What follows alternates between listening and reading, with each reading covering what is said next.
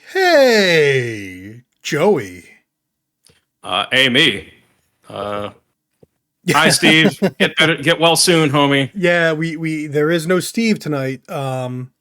Steve is unfortunately, well, firstly, he is getting over an illness.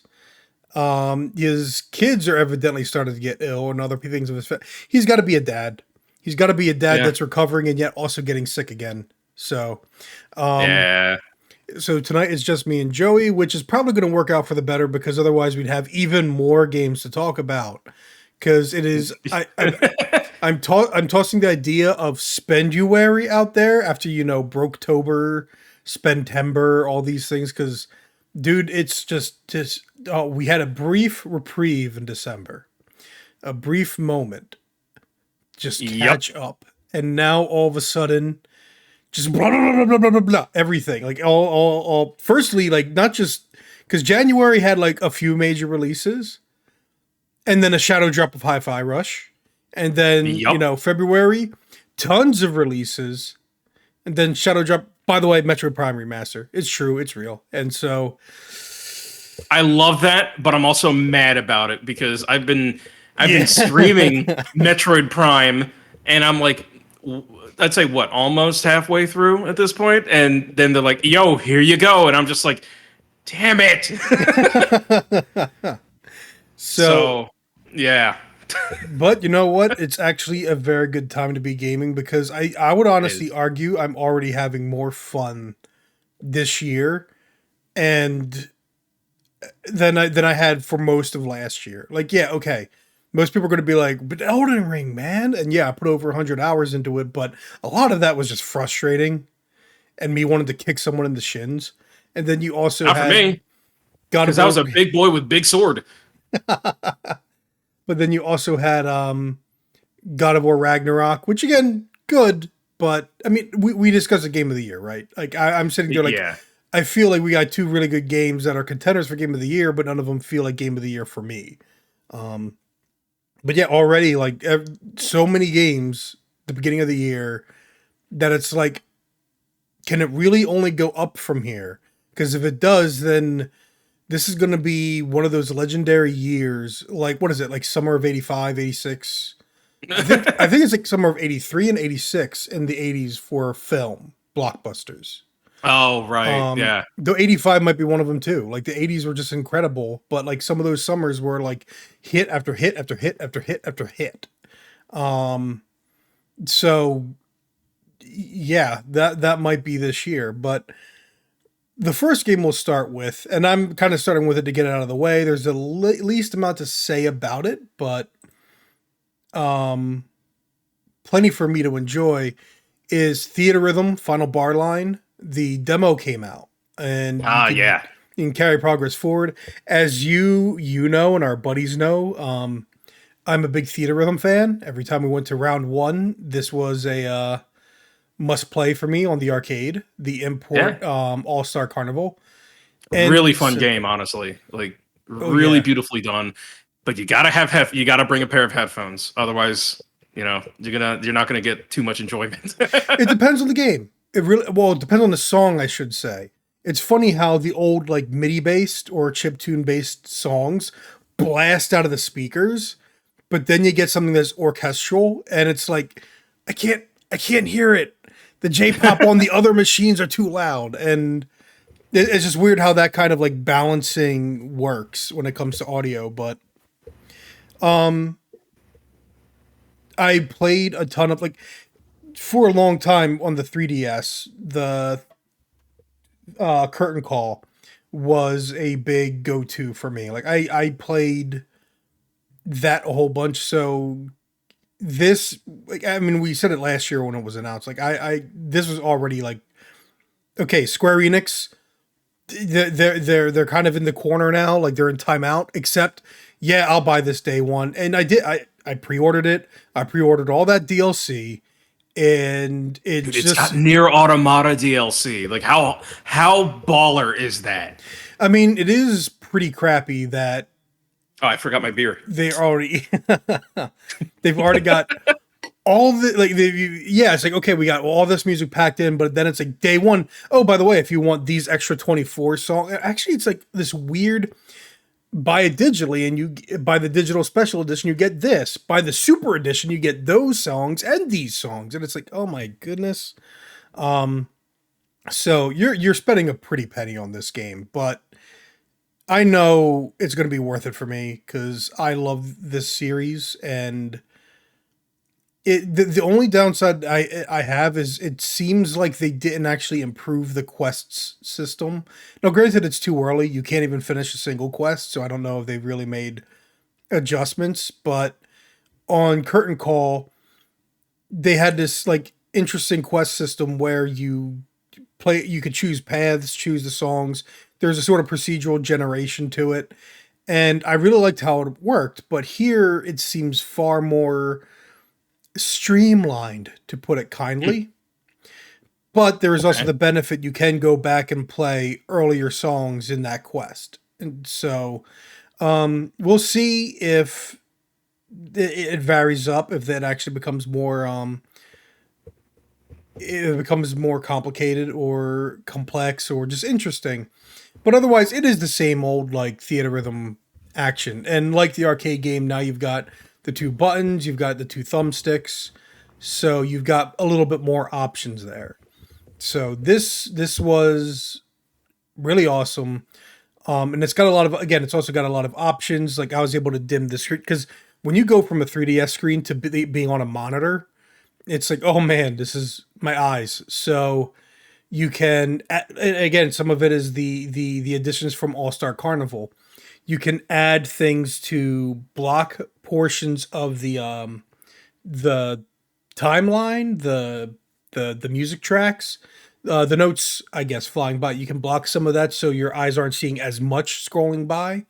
You can dim the background so the notes stand out more. You can quiet the sound of hitting the notes because they're really loud. Oh, it's got like some accessibility features, I guess. I guess you can call it accessibility. Accessibility To and an extent. preference features, I guess you would say, because for me, some of Yeah. it's preference. Like I actually like hearing the music of the game. So while I want the audio feedback of you hit the note now, I also really just want to hear the music more. I don't want it overpowering the music. So Right. um Now, question on that: is there any sort of rumble feedback that you can utilize instead of like sounds whenever you hit the notes? I don't know. If there was rumble, then I didn't notice it. But that's the thing. Like a lot of times, like if you ask me when does the controller rumble when playing, here we go. We're going to talk about it later. Dead Space. If you ask me when does the controller rumble when you're playing Dead Space, the only time I'll be able to tell you that I noticed it was in zero G when your boots be stomping. I was about to say that. But otherwise, like I know the controller is going to rumble at other moments, but that's all I can recall consciously. Yeah. So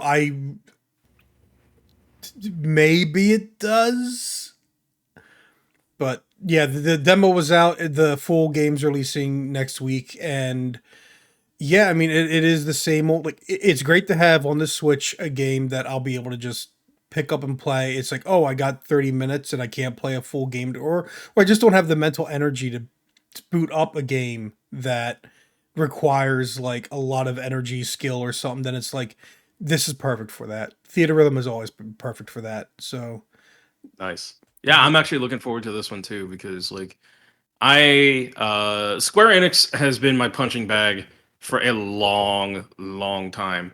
Um, but you know, if there's anything that they typically get right, it's the music.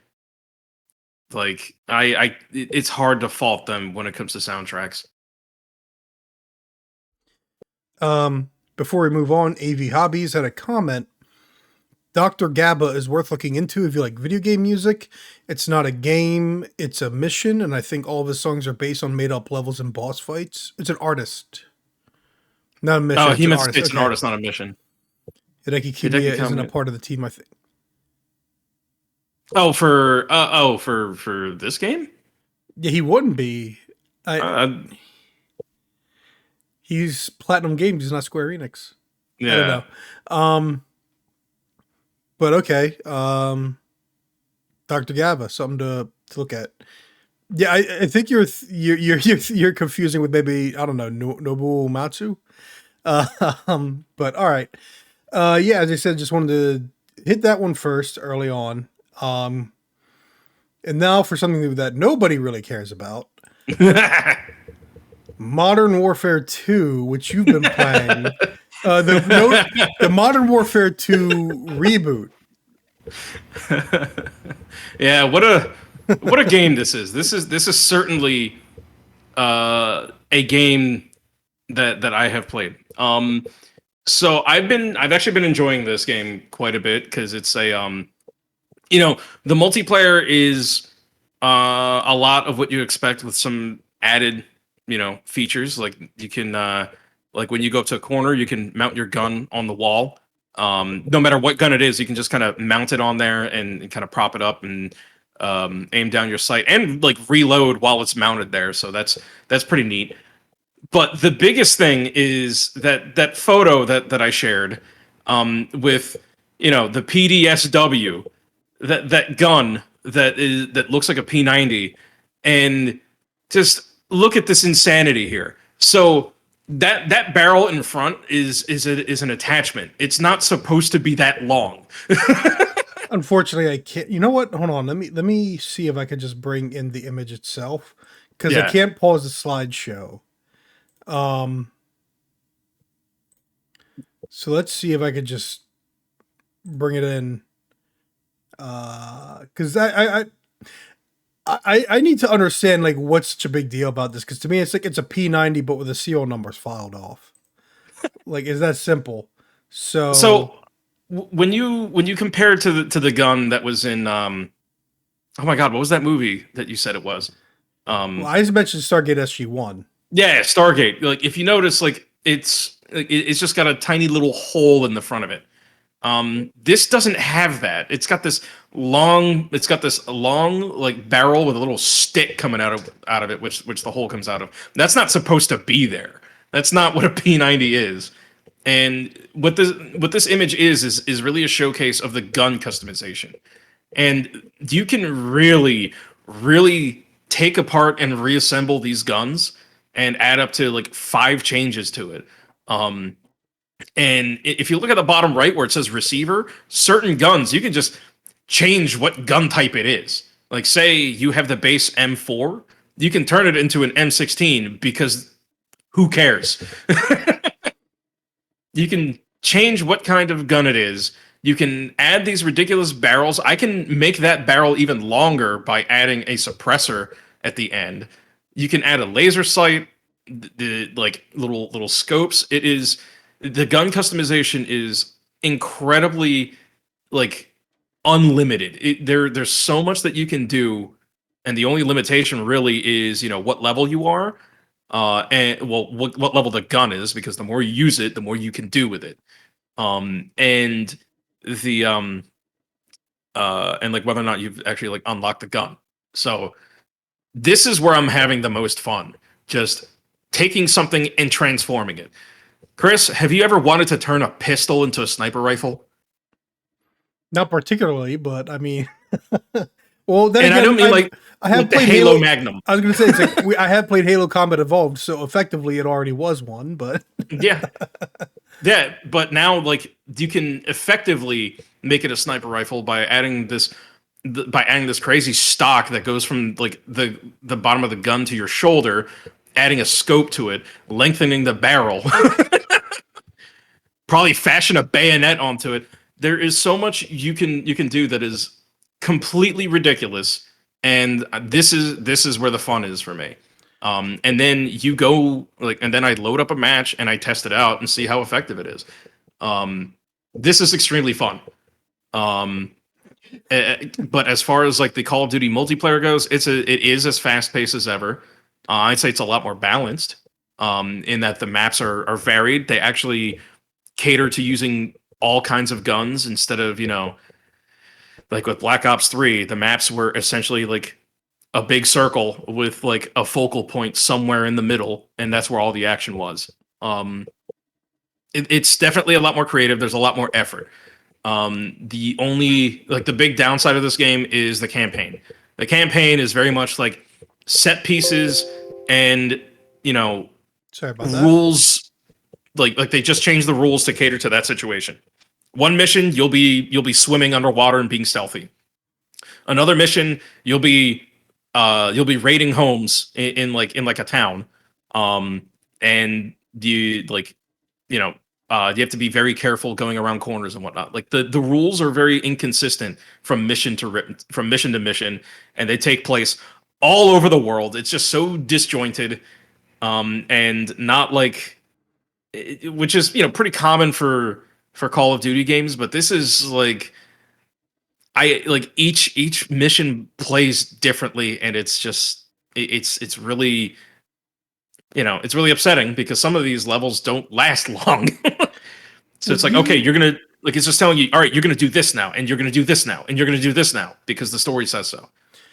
would you say this is also definitely in reboot territory, not remake, not any of that? Because Oh, it's just definitely a reboot. It's okay, like because you're not gonna be in an airport mowing down well, civilians like the yes, original Modern I can Warfare 2. imagine.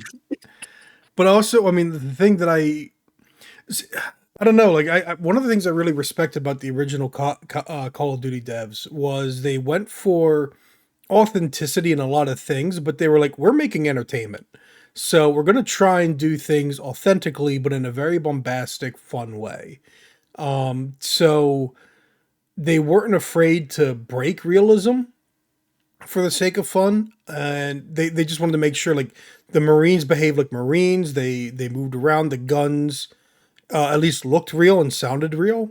Maybe not, reflective of their actual attributes in reality.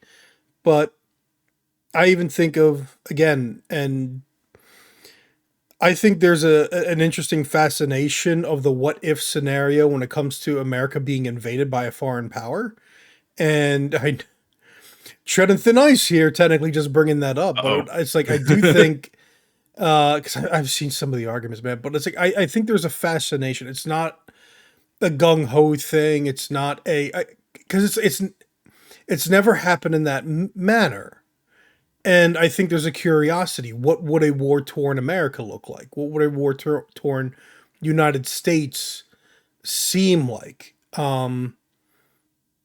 And so Modern Warfare 2 was a really interesting way of doing that. Like that was part of anything that stood out to me from Modern Warfare 2, other than it's not as good as the first one. It was the fact that, well, actually, two things stand out. One, yeah, it's like three things. No Russian, of course. But then, yeah, the suburban America invasion was just a really good set piece collection of just fun missions. And then the third thing is that, like, how many it worked so great to have your character die in first person in the first Modern Warfare. Let's repeat that like 8 times or however yeah. many. Like, uh, Well, to some of those points, the big thing, I guess the big what if scenario in this, because they do a good job at that, except for Black Ops 4 and Advanced Warfare. We're not going to talk about those. Oh, and Infinite Warfare where you go to space. The big what if scenario here is what if, and this is how ridiculous it is, but it's also like kind of interesting to think about.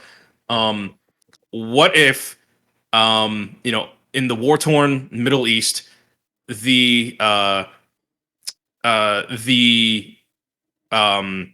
the equivalent of like Al Qaeda or something like that, a terrorist organization got got like big artillery, like big missiles and shit. Whoops, sorry for cursing. Oops, my bad. Um, Big missiles and stuff, and they were actually American. And what if they were also working with the cartels? Because somehow they're connected to the cartels in Mexico. So I'm like, that is absolutely absurd. I'm kind of curious where this goes, but unfortunately, like the campaign just plays the way it does, and it's just not interesting. You're describing the Ukraine. oh no, abort, abort, abort. We're not talking about this no more. Just mentioning that. Oh no. But no, I mean it's But yeah, it's a curious, very but odd scenario, but they're moving forward with that, and I dig it. I mean I feel like I would play these if they were on Game Pass, but otherwise, I don't know, man. I mean, it's funny too because like a lot of people disliked Infinite Warfare. I think Infinite Warfare was the first Call of Duty I had purchased since Modern Warfare 2, and as a result, I was like, oh yeah, this is pretty neat. It's not as good as well, see, Titanfall, but it's it's good. well, see, But people were complaining about the multiplayer, not the campaign, okay. Well, I because mean, honestly, the multiplayer was slow and crappy. For Call of Duty, it was slow and crappy. I can see that. Um, Weird how that little spot has so many Stinger missiles and javelins. Just oh my gosh, dang it! So yeah, Uh, but so no, yeah, I my Call of Duty spiel for the next 4 years or so. all right. And we'll see how Modern Warfare 3 turns out. It's not like they got it right the first time. Actually, I don't even know if I played the first Modern Warfare They 3. remake Ghosts next. Oh, wow. Um, but next up on the docket is another game that, I care about. Most people probably won't. Fire Emblem Engage, which I wasn't actually planning to play this year because I'm already backlogged on JRPGs Something Fierce. But then I saw a lot of the footage and the game looked absolutely gorgeous. And that's about it, really. It's like the game looks gorgeous. So I was like, dang it, money down. Um, I don't know if it's the color, because bright colors are a weird thing. They can either completely turn me off of something's aesthetic, or if they're handled right, they can just make something pop. Here, I think there's enough deep contrast to the colors, whereas like Yeast 8, I really kind of don't want to play Yeast 8 just because of the hue of the colors, the shade of the colors. I don't know, but this it's like lots of bright colors, but there's also like a depth to them, a contrast to them, or something. So it's like, okay, yeah, I'm gonna play Fire Emblem Engage. It looks beautiful. Um, it's not Three Houses, and by that I mean a number of things. One of them, which is well known by now, it doesn't really have a great story. Um, if you see one of the screenshots scrolling by, it's a support conversation where it's kind of uh questionable dialogue, and that's I chose that intentionally because support conversations went right back to where they were on the 3DS, which is not good. Very shallow. The characters are very one dimensional. Like every support conversation, it's like the one kid evidently really likes pickles. So over half of his support conversations with other people involve pickles. And it's like, Liking pickles is a character trait, I guess. yeah, and this is really the only nice thing is that they're very short support conversations. Because in Three Houses they could get pretty long, but that's because in Three Houses character development was happening. Like even when you had characters that had sort of one note attributes, such as Dorothea being a very attractive woman that was always looking for, I don't want to say sugar daddy necessarily, but she wanted to definitely marry upwards. But the more you spoke to her, you found out because she grew up poor. She did admire one of the professors, but that professor is now, you know, again, we're also talking about a Japanese game. So once you're 20, the term Christmas cake, look up what does Christmas cake in Japan mean? And there you go. I'm going to let you Google that.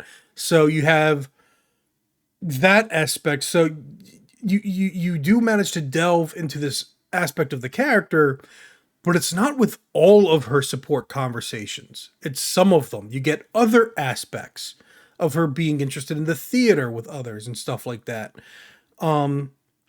And that's just one example, right, of one of the more popular characters of the game. Whereas here, it's just stupid, shallow anime crap. So the writing takes the back seat again. And honestly, it's not surprising too, because this one's purely Nintendo made. Koei Tecmo was not involved in this one. And Nintendo is very much about finding your mechanic, finding your gameplay, and then you build like set pieces and stuff, and you start to like kind of work that story in there. And that's definitely how a lot of these Fire Emblem games are made. And as I've said before, it's like Intelligent Systems, all of their good writers work exclusively on Paper Mario because they definitely don't work on their the one major role playing franchise that Nintendo has. That's a really big shame because to me, after Three Houses, what Fire Emblem needs is to move to like, okay, we're going to make one major entry, even if it's only one major entry per console. Because Three Houses alone is a game that's worth going back to multiple times, at least for the story. Yeah. What a lot of people, including old fashioned Fire Emblem fans, would agree on is it's not worth going back necessarily for the mechanics. It's not challenging and it doesn't have a lot of interesting level design or anything. And already like only 7-ish chapters into Engage, they've already started throwing all kinds of conditions into the maps. Like I played an optional one that I think is DLC, where there's ice on the map, and that impacts how far you can move. Oh, Which is funny because you'd think, okay, if you step on an ice block, then you have to move to this space. No, it doesn't work that way. You get extra movement. And so that works as an advantage, but it's also, you now have to be worried about how far the enemy units can move. So interesting stuff, right? But that's the thing. Like, Engage is going to have more interesting combat and mechanics, and a lot of the character building stuff is a lot more interesting too. But this stuff needs to be mixed with the world building and storytelling that Three Houses had. So right. they need to basically say, okay, Fire Emblem is now our Final Fantasy, Persona, Dragon Quest, however you want to call that, where we're going to make each game to be standalone, something that people will go back to. Dude, treat Fire Emblem like it is a Legend of Zelda, right? Make it to be more standalone, where people will go back to it and each one can stand more on its own. Because as it is, they're treating it more like one of their, as much as they say, you know, like a game's not, because every game's got to have a gimmick, every game's got to be different and everything, but they are treating it like it's one of their more disposable properties. And that's, I mean, when you take something like Mario Kart and have fewer iterations of it than you have Fire Emblem games, it's kind of weird to me.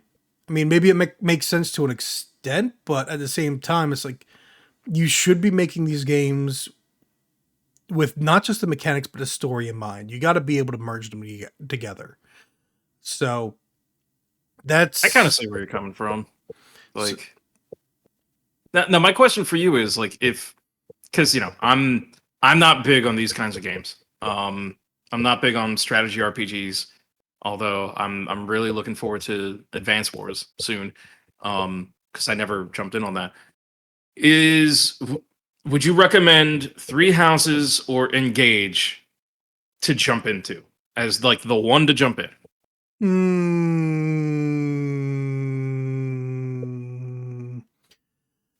you know what? Three Houses. Engage is probably going to be pleasing to players of tactical RPGs more of, because again, like those environmental conditions or other things that complicate matters, those are fun if you've been playing tactical RPGs for a while, or at least Fire Emblem games for a while. Right. But Three Houses, like, because it's an easier entry, might be a better way to like get acclimated. And at the same time, again, the story is really good. The characters are good. And it does, even though it's really long, it does offer replay value through the different routes you can take. Gotcha. So Three Houses is definitely the Fire Emblem I would recommend to someone that hasn't really played a Fire Emblem before. It isn't sure if they want to jump in. If they find they want more complex mechanics, then yeah, easily jump to Engage.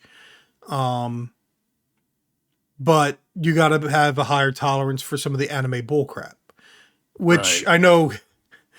I mean, You definitely will. You'll play this and you'll be like, what do you mean anime bullcrap? This isn't even touching like the surface of anime bullcrap. So This isn't Galgun at all. exactly. um Thank God. yeah. We don't But need well, another one. trust me, they do bring elements of that. I mean, they did introduce Camilla is going to be DLC, which is from Fire Emblem Fates, and basically it's not surprising. Actually, that's a good segue into our next game because both games feature a popular Step on Me Mommy Milkers character, Camilla being Fire Emblems, Oh, and you've been playing Resident Evil Village in the third person mode. yeah. AV hobbies. Yeah. Yeah, Resident Evil Village I jumped back into because I never got the DLC for the original release, and B, it got updated. So I've been playing it on the Xbox Series X. Um, the update is absolutely gorgeous. Been playing it 4K, 60 FPS, ray tracing, On and Series it's X? yeah, Oh, dang. yeah, this thing's a powerhouse. It's crazy. Um, but it also goes to show you how like the RE engine is so like not demanding and looks as good as it does. Like they like it's a really good engine, and Capcom really does need to keep working with it, and they are. The game looks beautiful, but in third person, you can tell that this game was not originally designed for third person. Um, like a lot of the areas feel very very cramped when the camera is pulled back, as I expected. But this new perspective, especially when you're outdoors, is really nice. It mixes things up just enough. It's not the same game that I'm used to playing, and I appreciate that. Now, in um terms of some of the combat scenarios, does it help in regards to seeing enemies coming behind you or from the sides, that kind of a thing? um it helps a tiny bit. It's um like say in the opening area where you're going through that field with the very very tall grass by the farms. um it definitely helped with that, because when you're in first person, that part is particularly anxiety inducing because you cannot see anything in front of you. But when the camera is pulled back, you can kind of see a little bit above and forward. um so you definitely had a more tactical advantage in sections like that. But the moment you're in a building, it just whoo, it really, like, the camera just, like, it starts moving closer to Ethan. Hold on, we got to It'll pause to interject for AV Hobby's comment. We're not reading all of them because I mean he's saying enough stuff that I'm like but I saw a 6'3" plus buff short haired lady the other day. It did in fact make me understand that side a bit more. I was like, holy crap, she could probably pick me up. Oh no. he's Yes, getting that tomboy energy. that side of the internet that just yeah. He gets it now. You've been indoctrinated, boy. Um, but yeah, this game in third person, it has been a very a nice and refreshing experience. It is really funny because you haven't seen Ethan's face this entire time, and you still can't, because whenever you try to point the cameras at his face, he looks away. Yep, I remember them advertising that. Yeah. That was really really funny. Um, and it, like I said, fresh perspective, and yes, that is the pun I'm going with. But also, like, it comes with the DLC, so I definitely want to check out the that. I'm not going to say exactly what it is in case of spoilers. Um, my dad played it, and he gave me a look, and so he has some opinions about it. So I'm a bit interested Yeah. in that. So I'm gonna find out. I'm gonna find out. Well, what do you mean by his look? Because I've heard a little bit of I don't know if I've heard anything specific, but the general impression I get is somewhat negative about that expansion. You know, I don't know because I'm reminded of the expansions for Resident Evil 7 Biohazard, and they weren't all that remarkable either. Oh Like yeah, like the Chris Redfield one was just like, I don't know, yeah. that was Not a lot of very people liked much a it. Rudy Tooty point and shooty One of them kind of was deal. received very. I think that was the Saw one, where it's basically just going through the awful rooms. Yeah, that was like a procedurally generated kind of thing, and it's like a birthday party. It was supposed to be a joke, so I mean, Okay, no, that's I think it the was also free too. So if people are mad about that, and I'm like, you don't okay. have to play I see it. what you mean. Because yeah, I didn't get to play the DLC for Resident Evil 7, so I do have the gold edition on Series X. I do plan on giving it a try.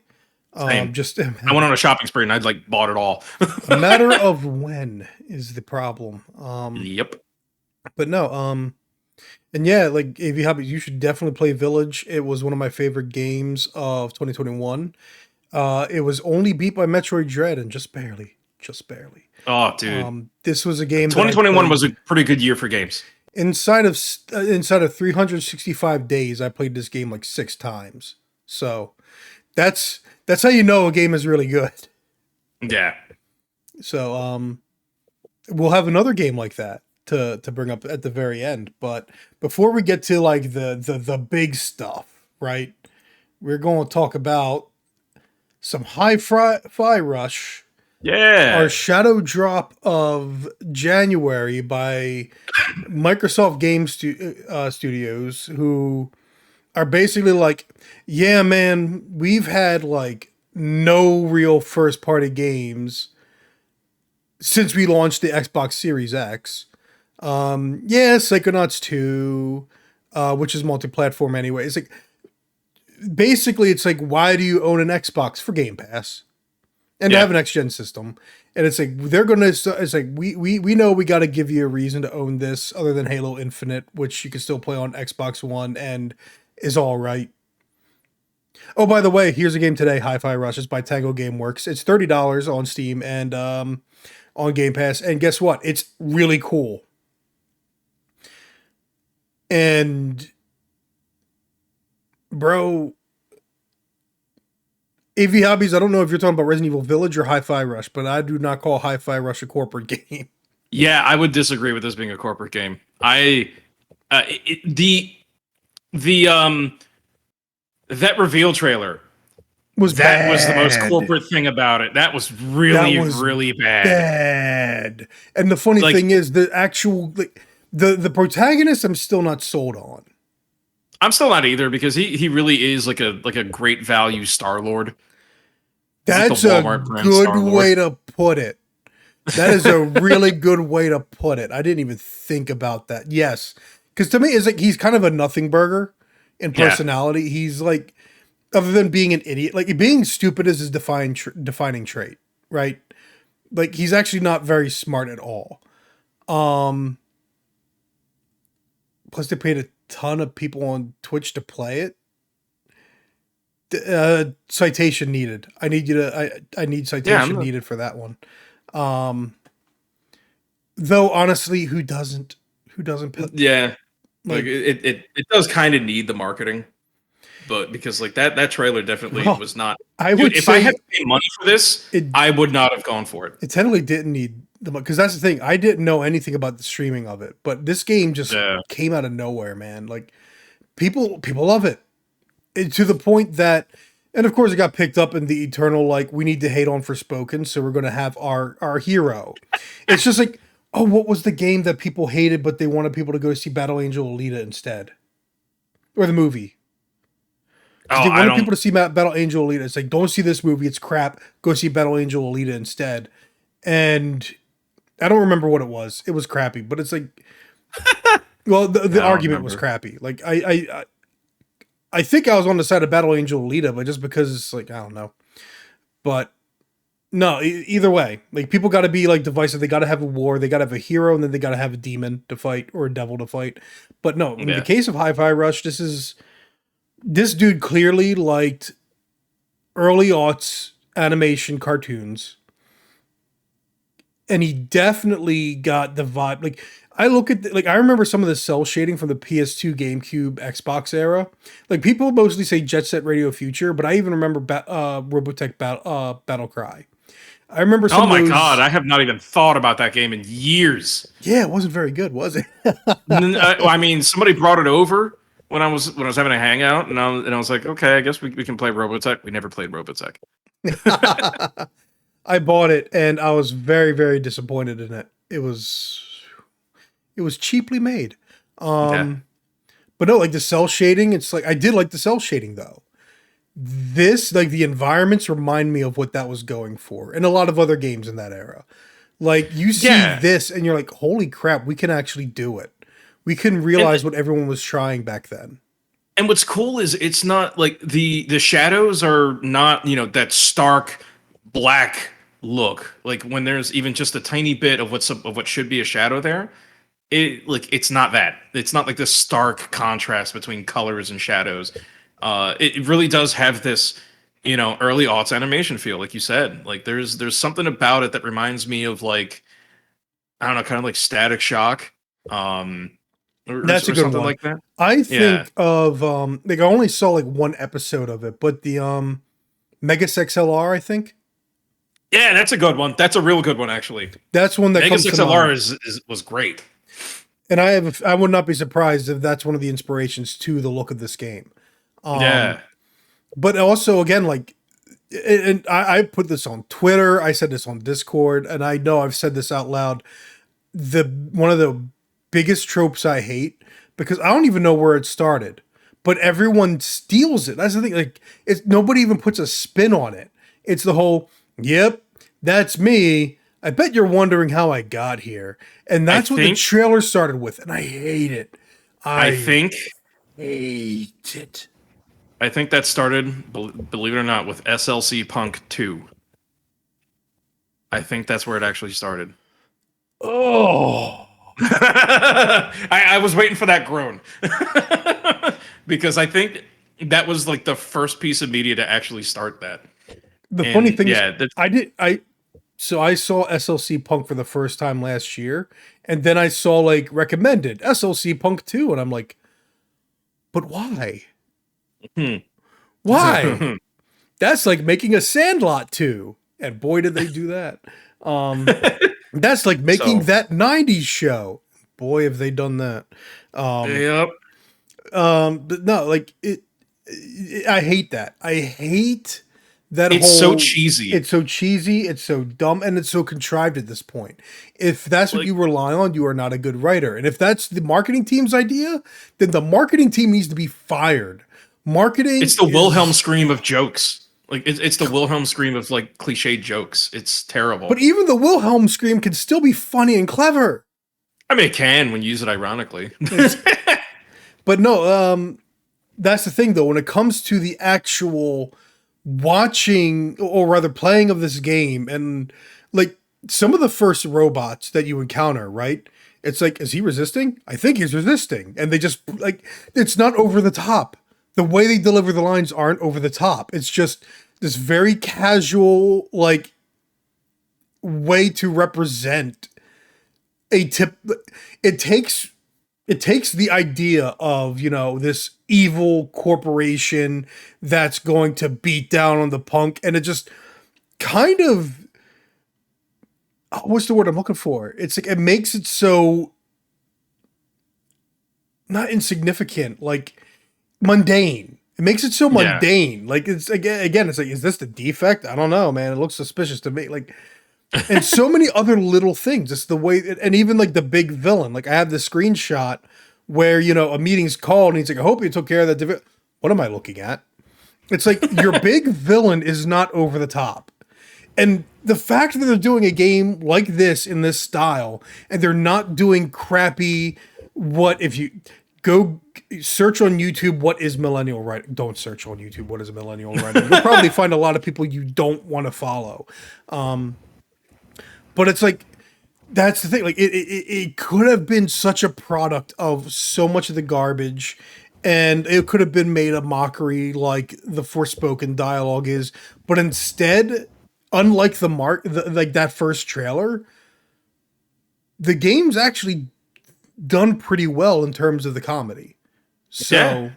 and again, And it's all because they don't like this like the main character being an idiot, like everyone actually treats him like an idiot. They're not that's true. they're not He's useful. He's a useful idiot, quite literally. he really is. And like it's they end up believing in him. I don't believe in him. Well, the only reason why I believe in him is because I'm the player controlling him. And the fact that everyone treats him like he's a complete fool works. It happens to work because I've known people like Chai. I've known people like him where they think they are way cooler than they really are, and nobody. There was someone I knew back in high school who, like, whenever he wanted to get himself amped, he would listen to the Final Countdown, and I'm like, really? And this is what Chai is like. Chai would do that. The funny thing is, that song's got a pretty ripping guitar solo, but it's still like it's the Final Countdown, though. it's like I get it, but at the same time, it's like, man. I'm not dissing the Final Countdown because that's easy to do. I'm dissing the guy who's like, yeah, dude, this song gets me pumped, like, or like someone who like, because that's what Chai is like. All right, he's not like the kind of dude who's like, oh yeah, Limp Bizkit gets me amped, because that's a different kind of person. Like that's a dude who thinks he's really hardcore. Like Chai thinks he's just a lot cooler than he is. He doesn't think he's tough or anything. But when he's feeling the music, and when I'm feeling the music as the player, oh yeah, that's when you start getting things going. That's when you start landing the combos. That's when you start whooping some ass, and it feels good doing it. And that's what this game gets right. So I gotta hand it to him, man. Like that was they got the most important thing down, and it was, not the it doesn't go out like the trailer makes it seem. yeah. And the gameplay is solid. And that's the thing. Like we haven't even talked about the rhythm based melee gameplay, and that's the funny thing because I've seen a lot of people saying, this is for Devil May Cry what Metal Hellsinger is for first person shooters, but honestly, Metal Hellsinger isn't as the music's not as important in Metal Hellsinger, which is funny to say. Yeah. But for here, it's because it's funny to say in part because you can hit the buttons off the beat in this and still, succeed. Yeah. You get benefits. You don't get for hitting punished on the as beat. hard. Yeah, you don't get punished as hard for being offbeat.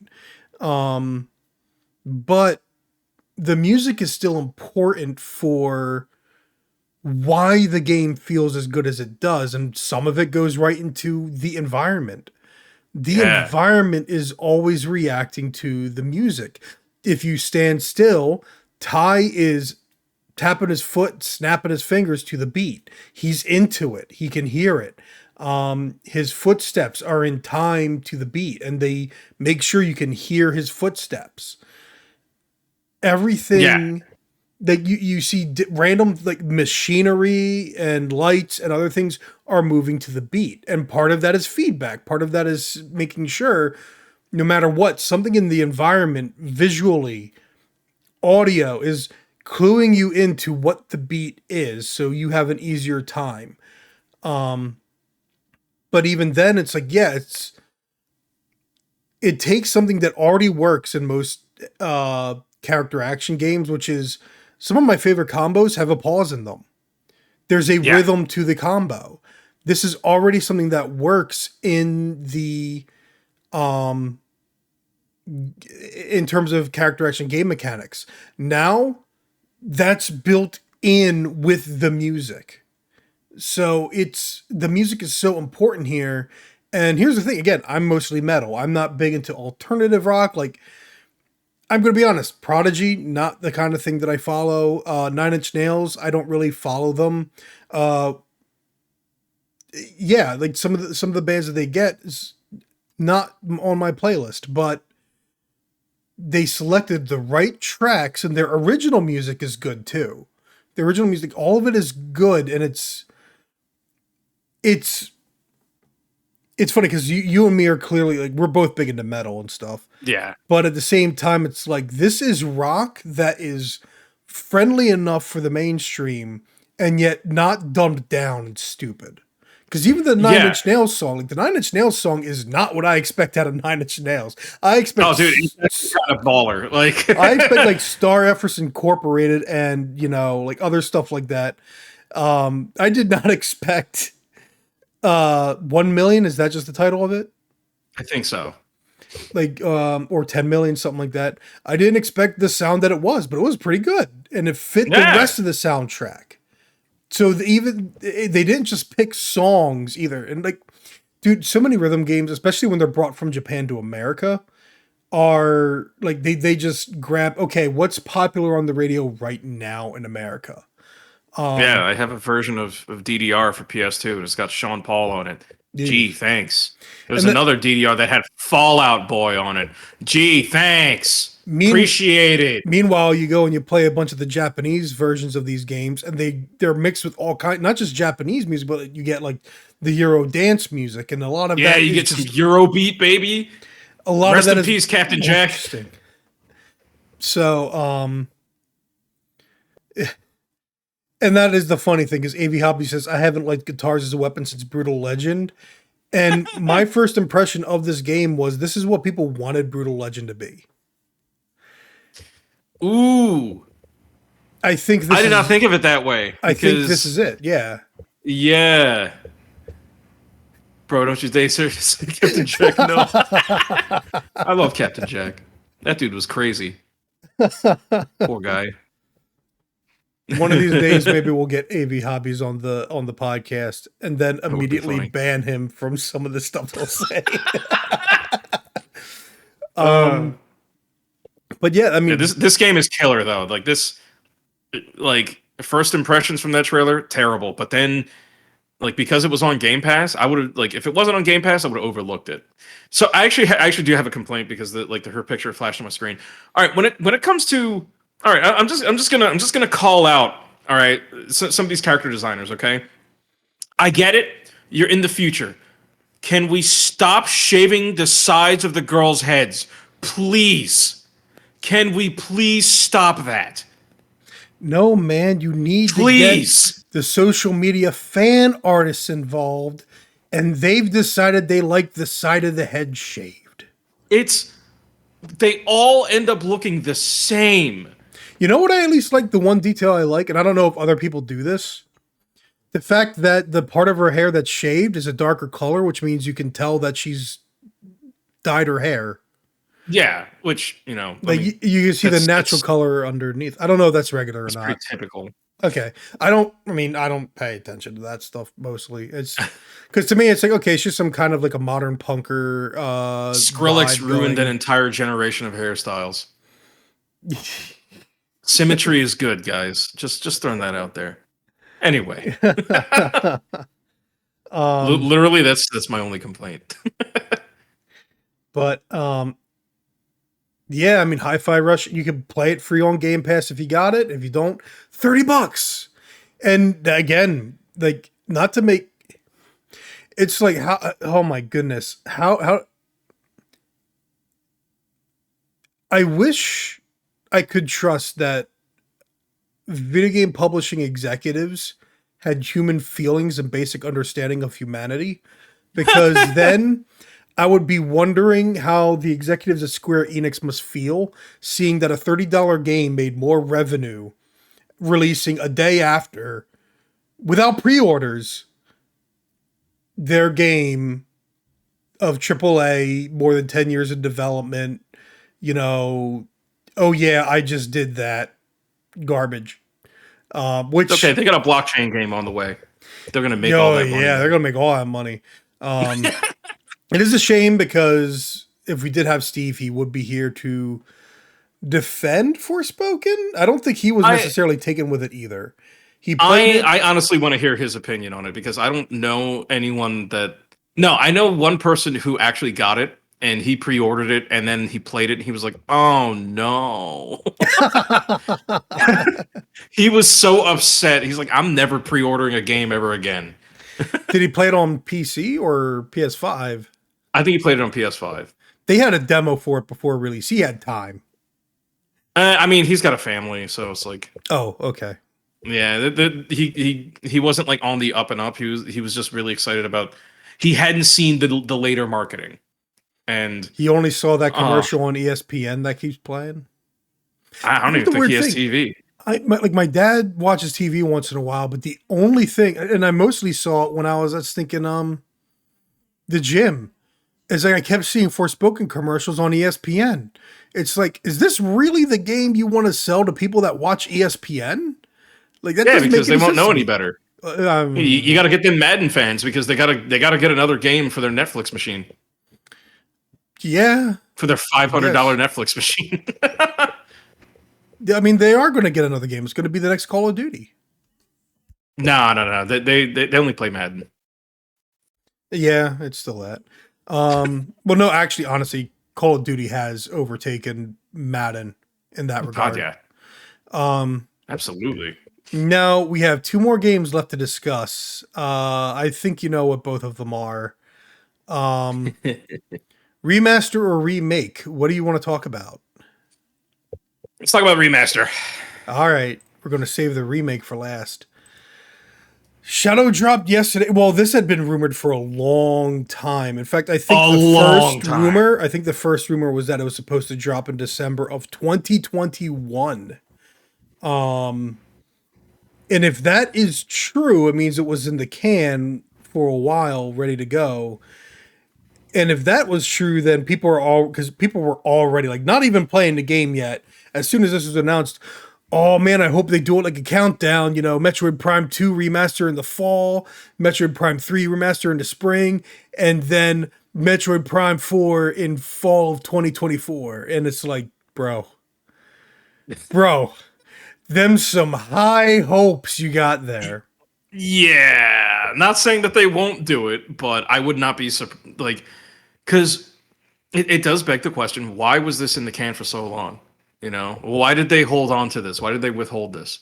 And honestly, at this point, I don't care. I am so impressed with this remaster because it feels more like a remake than a remaster. It actually makes sense to me in a lot of ways that you'd hold on to it. Give Metroid Dread room to breathe. And Okay, yeah, then you know what? That definitely makes sense. and then release this to introduce people to what Prime is Yeah. to a Metroid Prime because you're going to have a whole new generation of younger people too. So, and also, how many people got the Switch? Never had a GameCube, never had a Wii, never had a Wii U.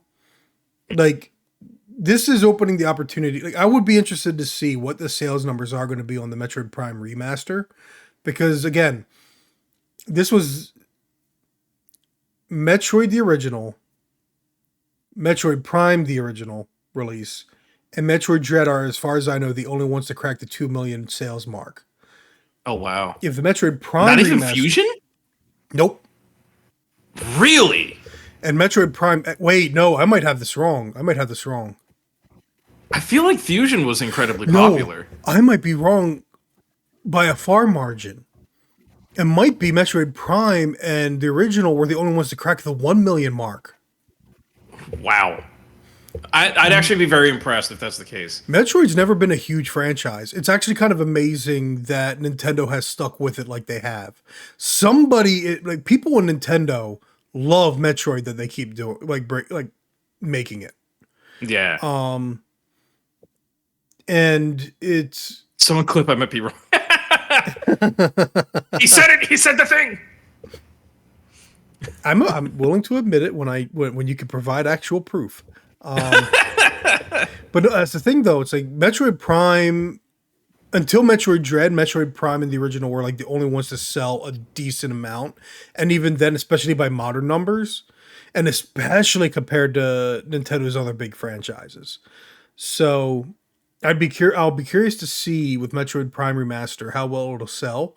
But one of the big things to me is also, and I because the more I think about it, the more I realize how much effort this remaster must have taken.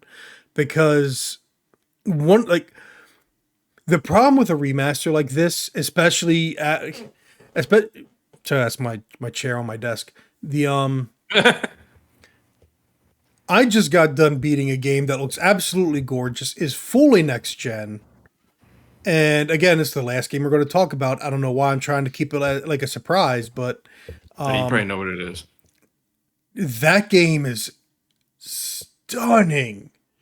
And Yeah. the funny thing is, like just yesterday, as I was playing it, I was like, "Oh man, imagine if they were able to get this kind of fidelity and lighting for a Metroid game." And Oh, so, with that fresh in ah, my brain, someday. here comes the Metroid Prime remaster. My first response was, "Oh, it is the Switch after all." Um, and eventually it was like, man, no, this actually does look good. Like some of this looks really good. And then Yeah. I played it. I started taking screenshots.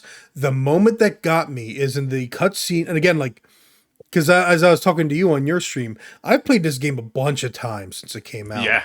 Like it's a regular go back to whenever I have the chance. Like I think I've beaten it twice. And I've especially played it a bunch for my YouTube channel. Like I played it before I did my Metroid Other M review. And then when I did my Metroid Prime 2 review, I played it again. I got extra footage. So it's like I played this game so many times. And so one of those shots that I know very well is when you're coming down to Talon and you see right close to the camera two leaves by the water, and they are so pixelated. And you probably know too because you just played it. You've been streaming it. They are so pixelated and so low texture. They look so bad by modern standards. And then you see in the remaster the completely smooth, gorgeous looking leaves. And I'm like, oh my gosh, this has a lot done to it. And I've Dude, looked the at some environments comparisons. are gorgeous. Like, The two things I doing can't wait to get to Fendrana Drifts. I haven't gotten there yet.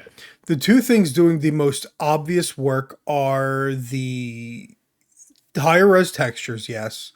Hmm. The lighting is doing a lot of work. And Yes, it the is. funny thing is that's multifaceted because it's not just the regular lighting and like the way her suit shines and stuff like that. It's also mist, smoke. Yes. There's a lot of that going on too that really impacts the lighting. There's a And surprising amount of particle effects. Like, there is so much detail in the lighting and shadows that I have not really seen this effectively done on the Switch. this game and you can tell again like that scene with the explosions around Ridley, that looks really good. So they've done a Yeah. lot of visual heavy lifting, but something else I've realized that Nintendo has never been very good with. In fact, you can look at Switch games and tell that Nintendo is still not good with it. Anti-aliasing. They've Oh, gotten yeah. better these days with it, but you can still This look game at is as things. smooth as butter. You can see games like for I think even Mario Galaxy maybe, but like you can look at certain Mario games and you get close enough and you can tell there's aliasing all over the place. It's just much harder to pick up on than it was on the GameCube, which is where Hmm. again you look at Metroid Prime, the original, and you look at this remaster. Holy crap, dude! This is Yeah. an example of how you remembered it, not how it was. And Yeah. even then, it's still better than how you remembered it. But it's like, dude, there was so much that went into the visuals. And then we take into account that we have three different control scheme options. The Dude, traditional, and I think you were on my stream when I told you what I wanted out of I the controls. I said to chat what I wanted. and It's that's because I was like, yeah, they could pull it off, and they did. and this is one of those things that makes me wonder if this was a project to get people like if this remaster's primary purpose was to have studio staff that had not worked on the original Metroid Prime before to go in and be like, okay, what makes a Metroid Prime game? What's the look? What's the feel? What are the controls? To prep them for Metroid Prime 4 development. Which does It beg very the well question might be. again, how far back does this go? Ah, Because we know in 2019 at the very beginning, they basically pitched something to Nintendo. And Nintendo has been known to just sit on stuff and wait to release it at the right time.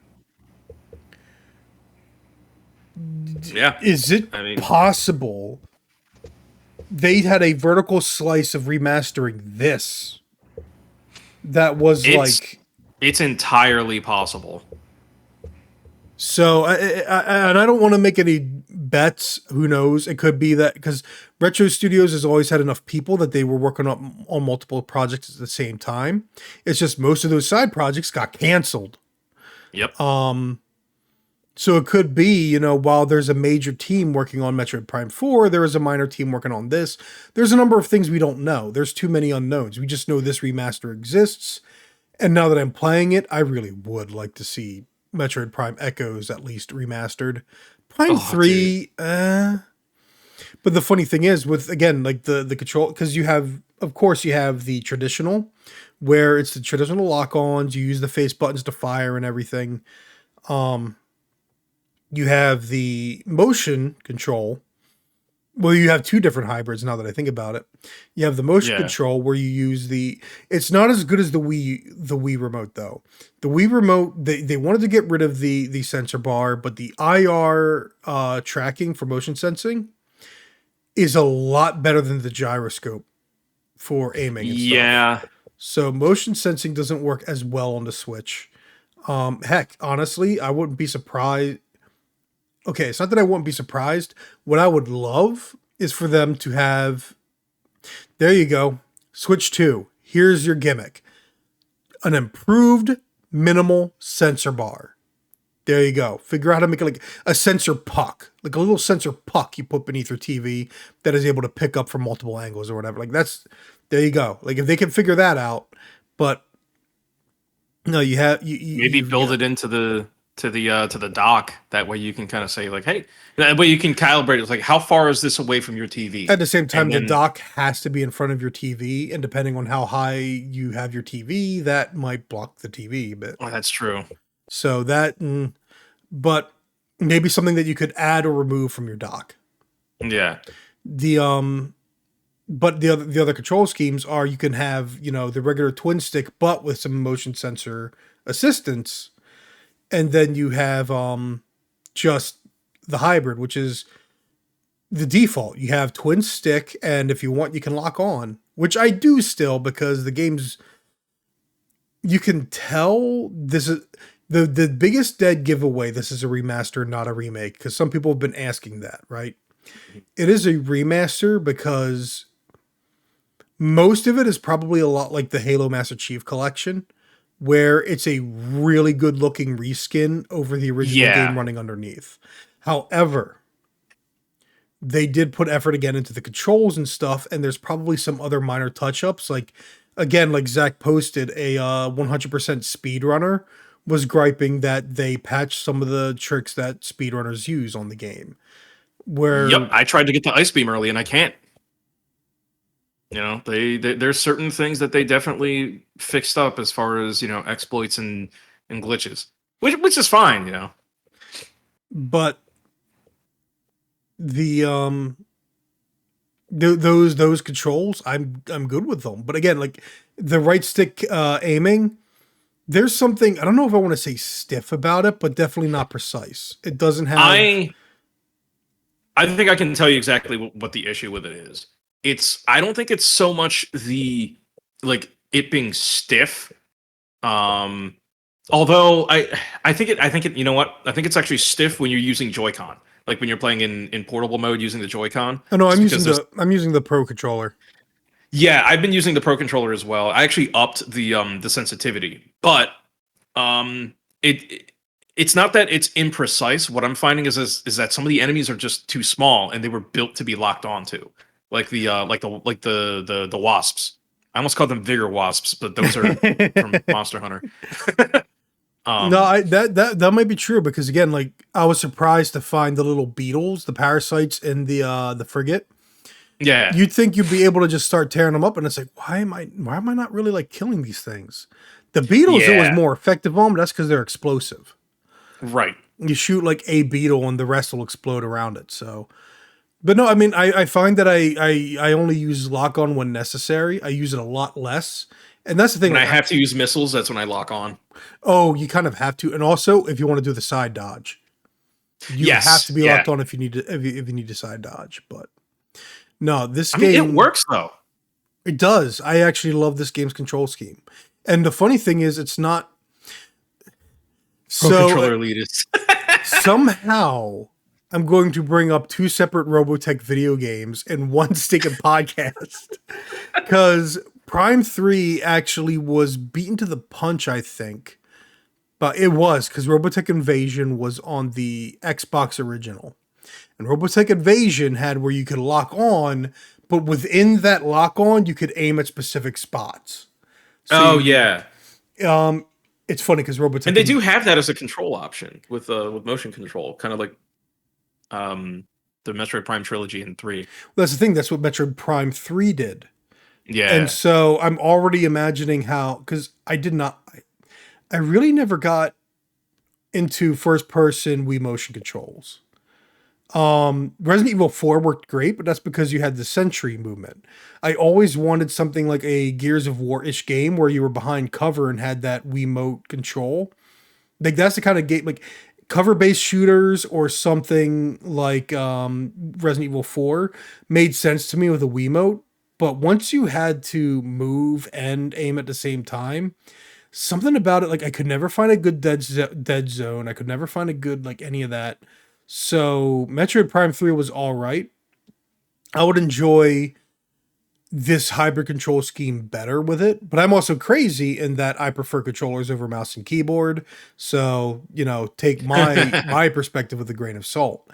Um but no, it's this remaster is and dude, yeah, I played it last night for 2 hours and I was like, okay, it's what, like 9 o'clock, 9:30. No, I had played it for 2 hours and didn't realize it. Dude, it's kind of like experiencing the game for the first time again. Like it's I'm impressed, Yeah, genuinely.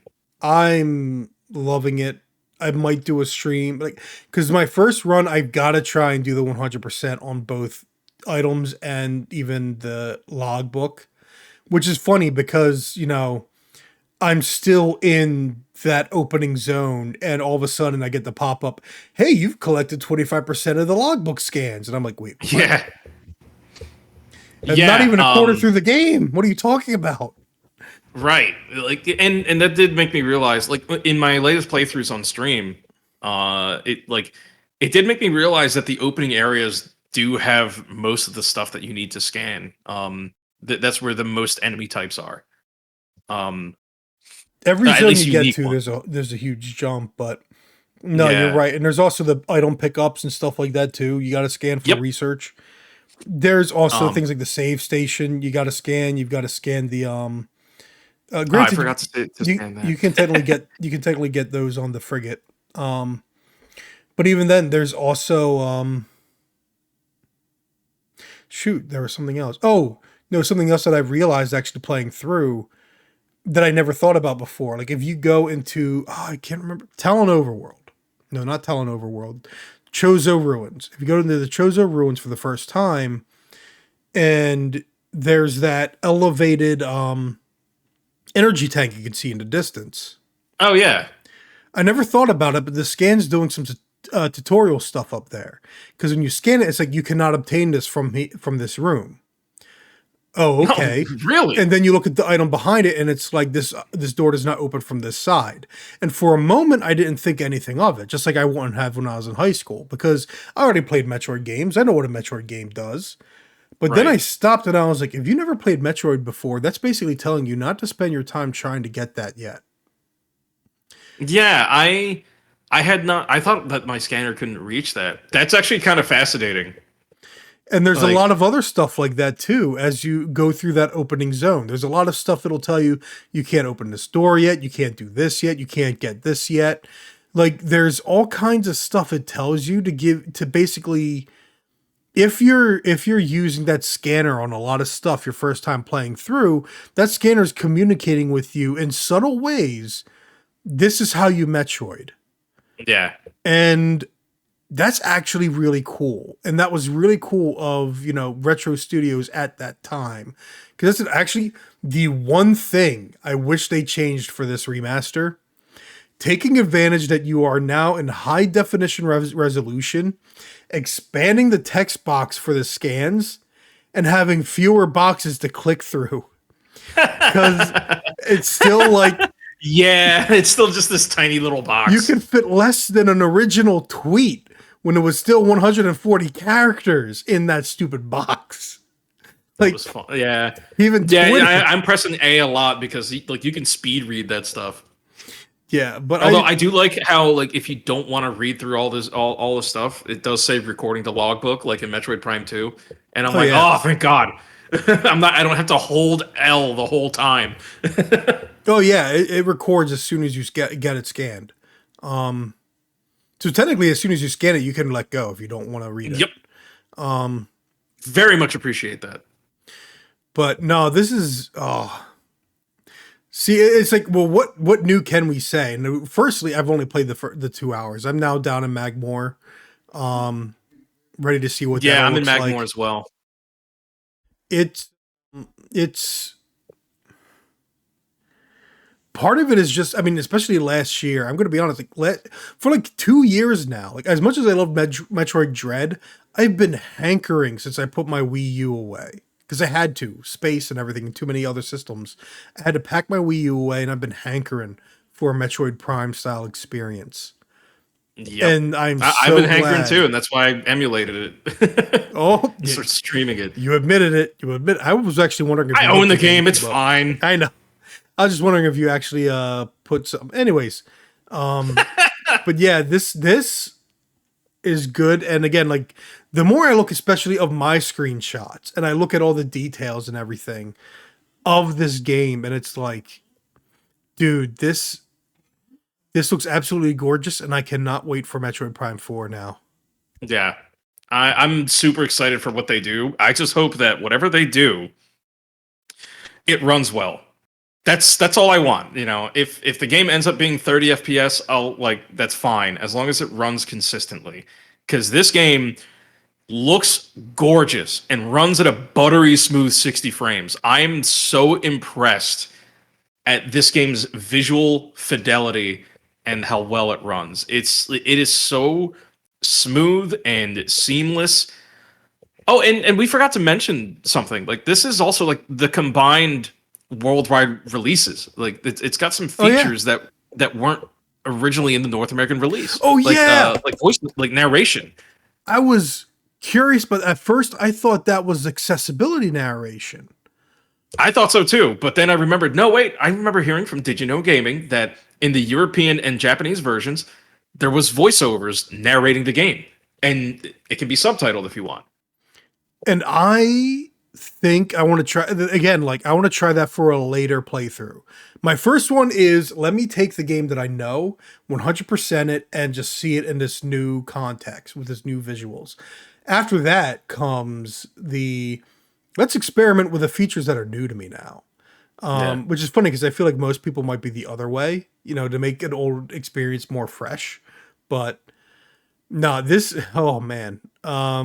I'm excited to try some of that stuff. And again, like I was talking about, Resident Evil Village was a game I played 6 times through.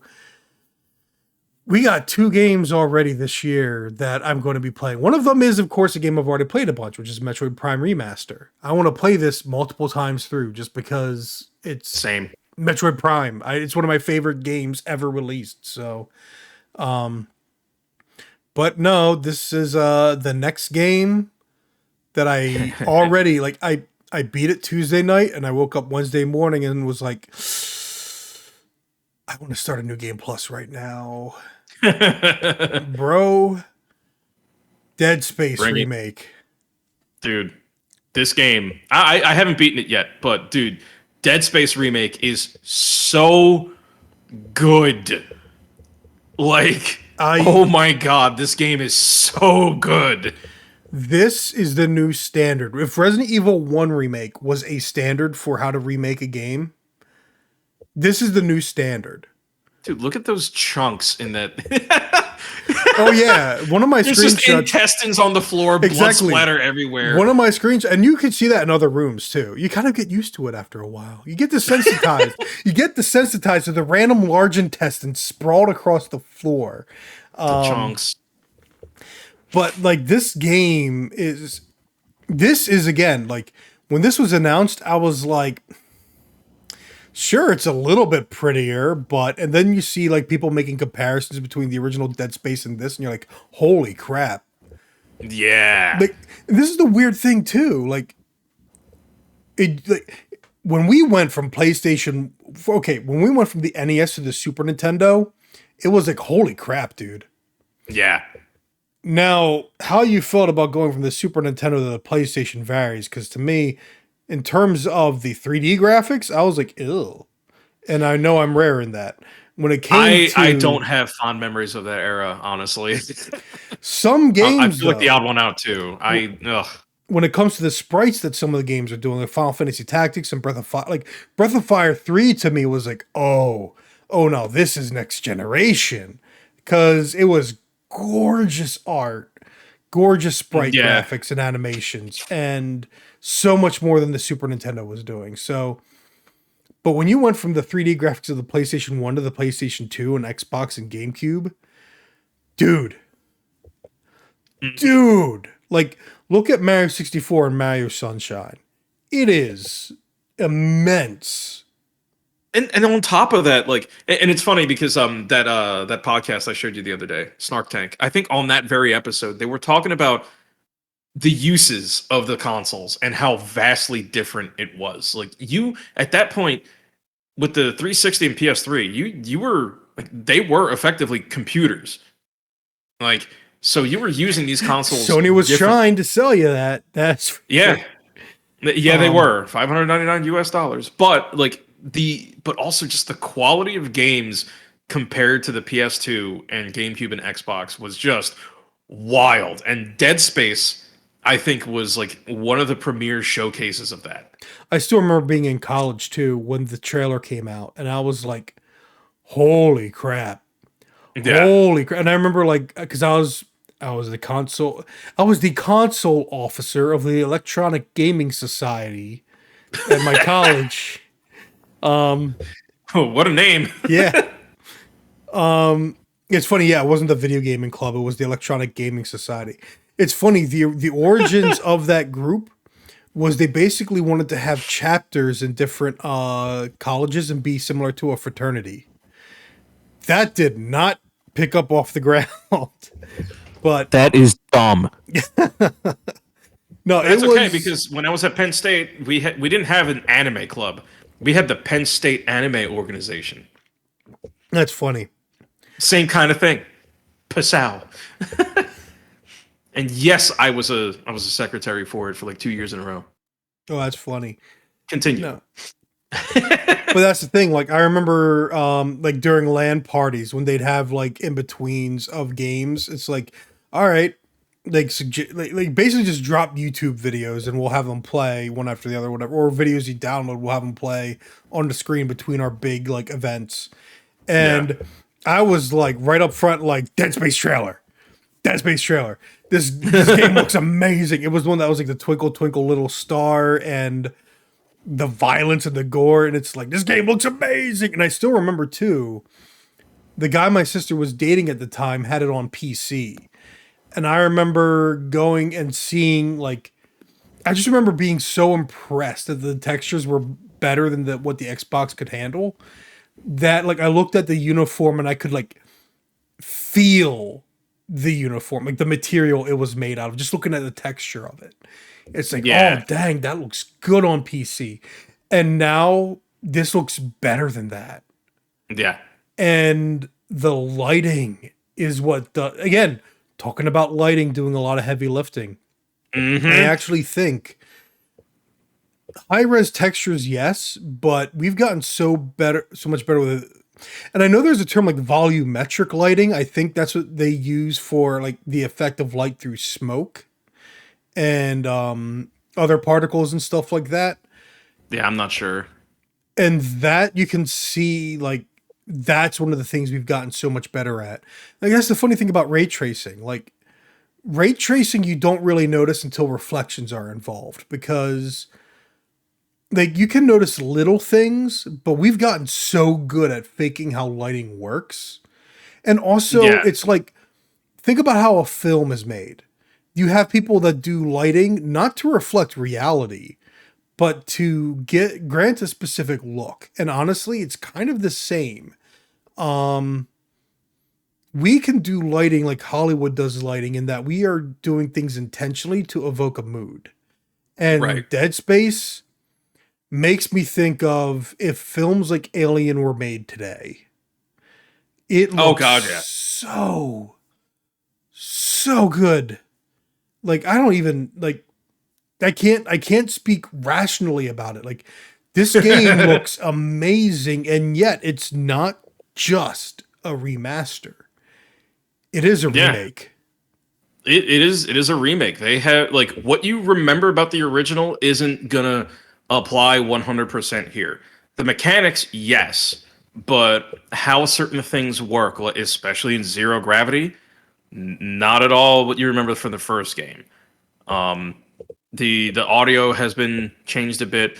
They have this system, I think it's called like the intensity director, where depending on how you're playing and how long you're lingering in an area, the game's gonna mess with you. um, Yeah, there's it definitely messes with you in terms of audio cues. yeah, dude, I feel like I don't know if this is appropriate to say, but actually, no, I'm not gonna put it that way. But there's like they're you're gonna hear voices, and you're not gonna be sure if it's you or the game. Like the game will mess with you with audio, but also sometimes visually. Like I was talking to my buddy Vince, and he was talking about how he went into this hallway, and one of the fans that's on the walls that the necromorphs can burst out of, it started spinning really really fast and sparking, And then it and he's explodes. like, Oh, that happens a lot. Like as it someone hasn't that beat happened the to me game, yet. interesting. Because as someone that Yeah, beat the it hasn't game, happened to me yet. So maybe I'm just well, sucking eggs. I don't again, know. I beat the game. There's 12 chapters in all. How far are you? I don't remember. I'm not too far in because I've been distracted. You know, That'll probably be part I of it. I mean, yeah, we're both playing a lot of games right now. yes we um, are. I need to chill. I really do. I need to pick and choose what I'm going to purchase this year. that doesn't always work because I have a form that I already started to highlight the releases that I prioritize. It doesn't work because No, it doesn't. I did not plan on Fire Emblem Engage and I bought that anyway. And all of a sudden I didn't plan on Call of Duty, and I bought it anyway. Hi-Fi Rush was on stinking Game Pass, and then Metroid hmm Prime Remaster comes out Shadow Drop. Like, Yeah, and like there's a physical version coming out soon. Kirby's coming out, and Kirby looks great. And I'm like I'm sick of buying Kirby because like I'm like yeah this is good.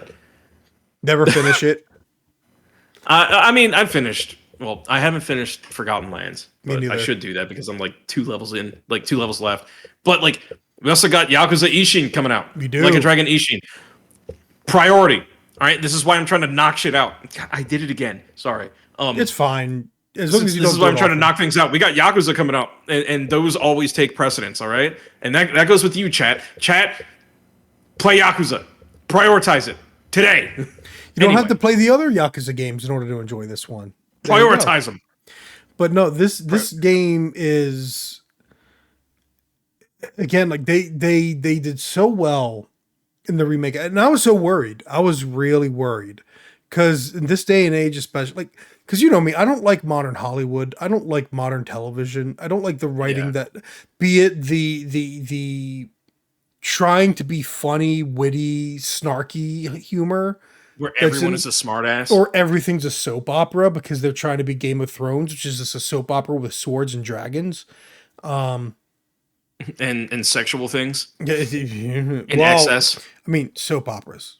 I mean, come on, man. I mean, oh, Uh, okay, fair. uh, but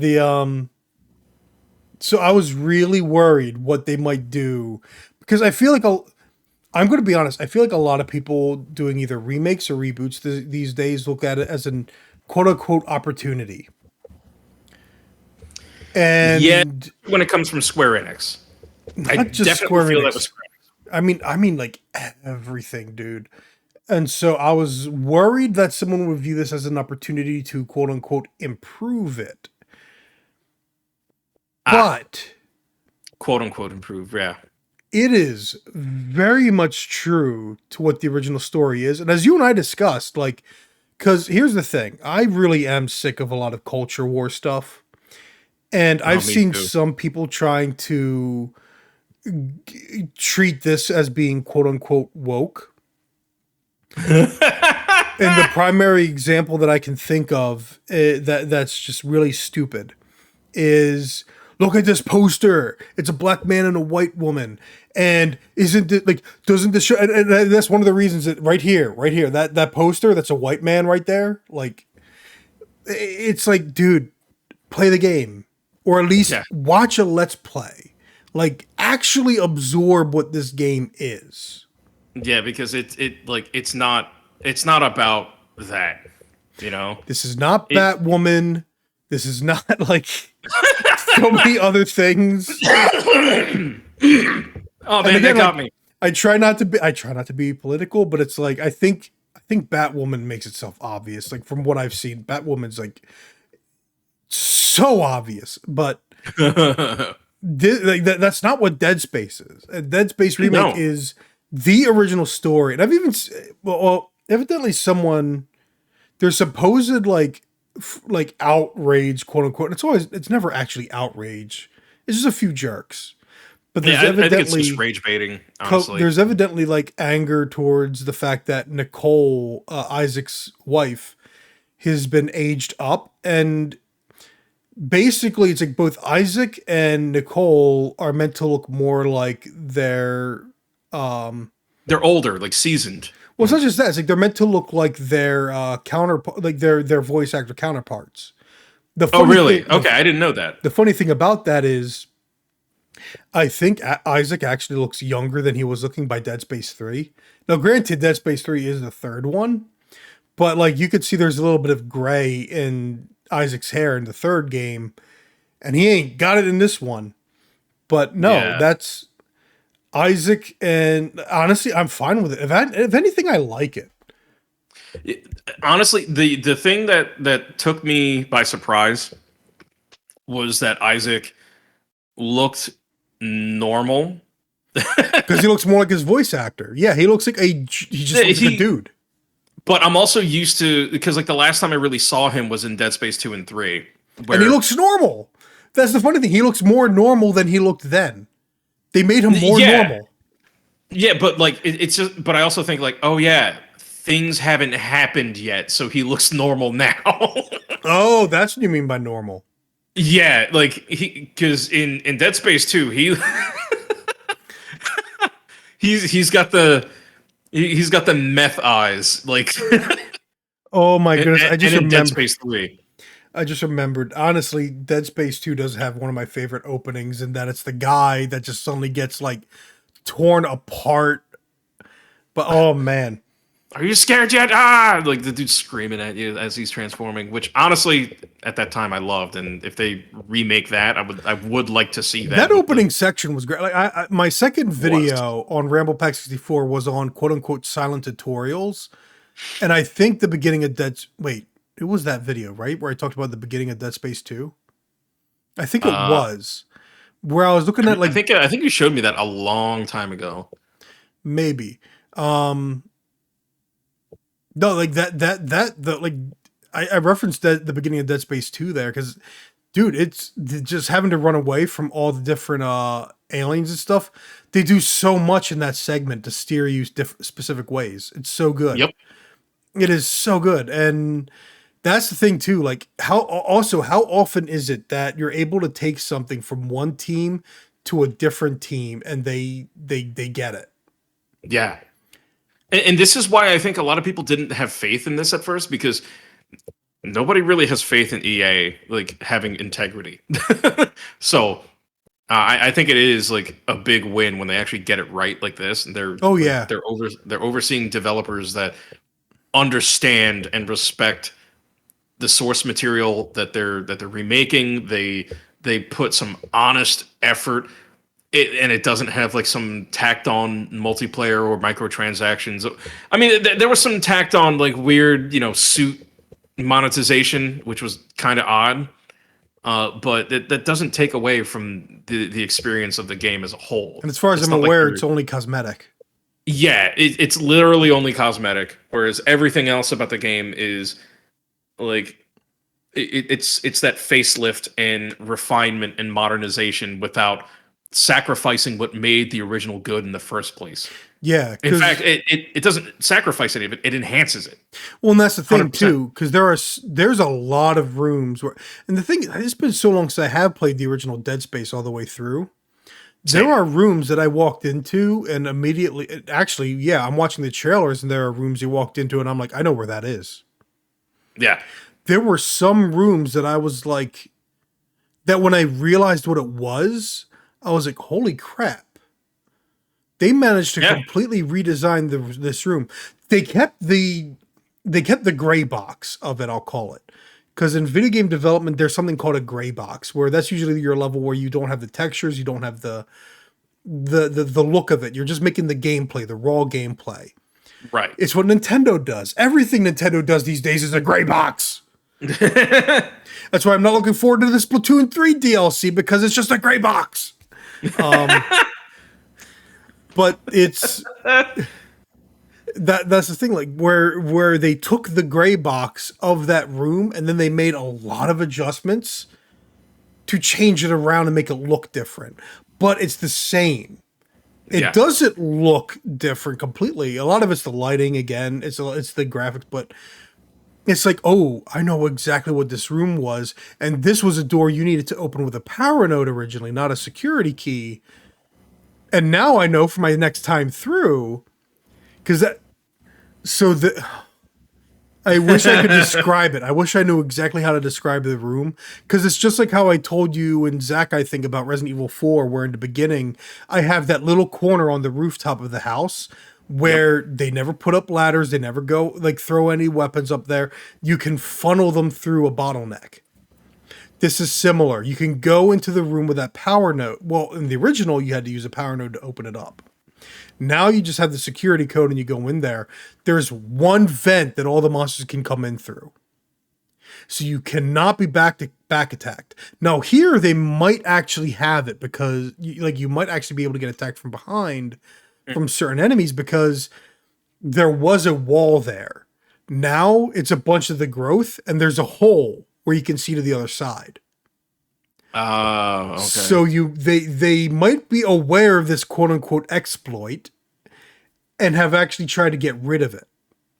But I find that interesting and a good decision because that's like, okay, now I have to actually be good at the game. Yeah. But it's because I think some people would probably look down on it because it's like you took away my way. It's, you're punishing me for outsmarting the level designers, and to me, it's like, okay, Well, you outsmarted him once, now outsmart him again. Exactly, outsmart him Idiot. again. So I'm curious. But that's also like a purist thing, and it's okay to be a purist. I really don't care. For certain things, I'm like, a purist, but yeah, and I think we all are to an extent. Like when it comes to pizza, yeah, I'm very much. I Well, can be very much a purist. this Get, is get what- your pineapple, get your fruit off my pizza, okay? The only fruit that's allowed is tomato. Anyway, microwave. and I guess peppers too. But anyway, Microwave pineapple pizza. Oh my goodness. Oh, dude, microwave pineapples. It sounds like the worst thing. Now the biggest thing that people will note, and I know I've seen it noted, is they've changed how you do the like I got a screenshot of it here where you fight the asteroids. Well, not fight the asteroids, but you used to have to take control of a turret and shoot asteroids, and it was one of those things that could take you 8 million tries to get right. They changed that to something different. And I mean, there's risk to your personal self as opposed to the ship damage, but otherwise it's different. I don't know if I would say it's better or worse, but it's definitely easier. If that makes sense. I think games are moving away from like turret and vehicle sections just because they aren't as engaging, and like they changed the rules. You know, I like, and I can appreciate that, because what I don't like with a video game is when they're like, okay, this is how you play the game, except right now. Now you're playing this game completely differently. And I think they're just trying to. I think they just wanted to mitigate that. If I was to hazard a guess, you know, like what I complained about with Call of Duty Modern Warfare 2, like the new one, like where it's like, okay, this level, I'm like has this specific set of rules. This level has this specific set of rules. It leads to a very inconsistent experience. It's also one of the most hated parts of that specific game, but you're also not exactly wrong because when turret and vehicle sections became big, it was because of Halo. Yep, I sure mean, was. to the point that they had to add a complete ripoff of the Ghost to Unreal Tournament 2K4. So, and I mean, like this thing was a ripoff. But that's, you know, that's like there are a couple moments that are big changes like that, but otherwise, it's the ship is now interconnected, which you'll still be using the tram a lot, because you jump. It's not interconnected in a good Metroidvania way, but it's interconnected enough that, and it's mostly interconnected because now we're doing solid state drives. We're not using regular old hard drives. So Yeah, especially yeah. on Like console. the game loads once when you fire it up, and then when you die, and that's it. Well, not. I Like, mean, even then, like you open the game up, and when you hit continue, you're already in your save file. yeah, the title screen. Like you get the Dead Space title screen, and then it goes away, and then it says continue, and you just Yep. pick up right where you left off, like it didn't happen. Like it is like I'm not I don't like immersion because I find that a lot of things that are done in games for immersion, like they get in the way of gameplay. But that like they made the title screen immersive, and that is kind of brilliant. You don't see that very often. I'm having a hard time thinking of what other games have like made the title screen or and like the file selection or whatever immersive, where it's like it's part of your HUD that you're continuing the game. The closest is that I can think of is like God of War, but that's only when you're starting a new game, and that's usually for the Oh first yeah, time. That's the first time usually. And I know it's not the only one to do that. There are other people that have done stuff like that where they go from the new game screen right into an opening cutscene in the beginning of the game. But that's the only other thing I could think of. But otherwise, you're pretty much right. Like this is like genius how yeah. they did it. Um, I would say, oh, you know what? They must have modified the weapons. I don't know. Maybe I've changed as a gamer because I never really liked the Ripper originally. The Ripper was not one of my favorite weapons in the original game. Yeah, I would always sell it in any ammo that I picked up for it. Bro, it is good in this one. I love it in this game. The Ripper is so good. It is so just. It does its job. You just you just stasis a blade and you just rip up necromorphs that just walk up to you. Not even it's that. So good. You don't even need to stasis them, dude. If It this just were, does it. to Like borrow a Dark Souls term, it breaks their poise. Like they get knocked back by the Ripper blades. They'll start to attack and get knocked back. It's like, yeah, you thought you had me. The only ones that you have to be careful of are the ones that are like almost fully armored except for their arms, because you can't get their legs off.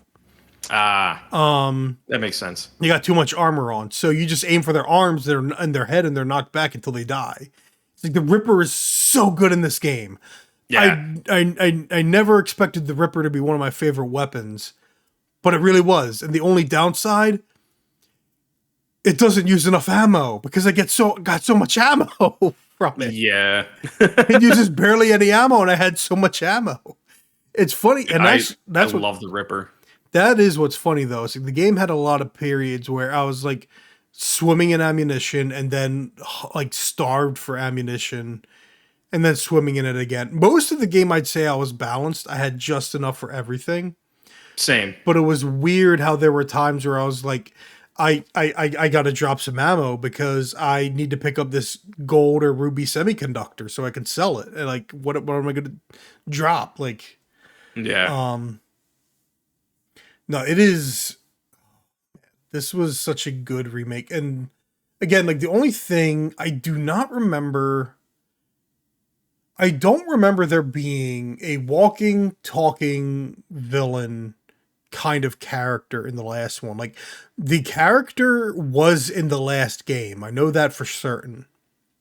I I honestly don't remember. I own Dead Space 3, but I never finished it just because like the best way to play that is co-op. this would have been the original game. Okay. This would have been the original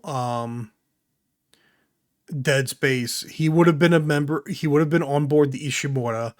In my mind, the only human beings I remember you interacting with directly were Hammond and Daniels, and everything else was holograms or something. Like everyone else was basically dead. I could be wrong though, but like I do have a screenshot that's somewhat of a spoiler, I guess you could say, in going through here. But let's just say they did a far better job introducing the regenerator in this one. And it's unfortunate because it's the only instance in where, because you had full control over the camera during that cutscene, and it was really effective. Like they did a really good job in that scene. And most of their cutscenes, though, it's kind of weird because there's a lot of times where, because that's one of the things that people are kind of like 50-50 on, right? Isaac Clarke is voiced in this one and he wasn't voiced in the original. Right. And for the most part, I think they did a good job with it. But there are some moments. Like when it comes to him being voiced, at first I was like, I mean, it kind of makes sense because he talked in 2 and 3, so it like, but they also didn't do much to change the story, and luckily his dialogue is like doesn't really make it much of a departure. It doesn't feel disruptive or anything. It feels like they made it fit. They made it seem like organic conversations were happening. He never feels out of character. He feels like the same Yeah. character from the original games, including Right. 2 and 3. He feels like he's that character.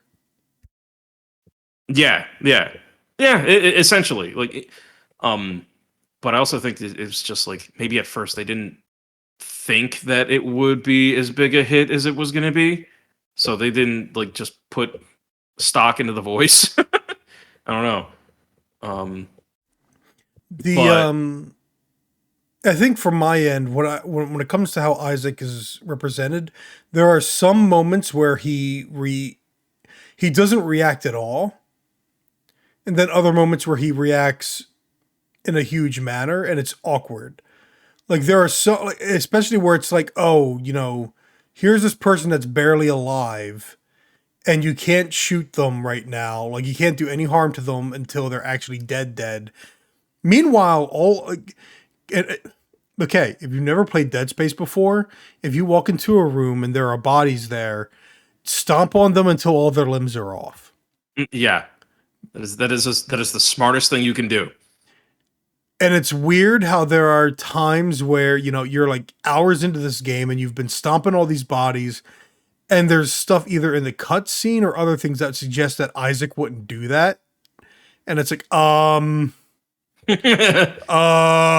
like Isaac wouldn't do that, but I would. exactly. That's the only problem. And then there are other moments where it's like some crazy stuff goes on, and like it's like even in like one of the last cutscenes that happens, like you're still in Isaac's control, but something happens that he really ought to be reacting to, and he's just in that the player can do whatever they want stage. And it's like, look, the thing about Gordon Freeman being able to wander around the room while everyone else talked is that the player was in control of Gordon Freeman, which Yeah. means if they wanted to be an idiot, they could be an idiot.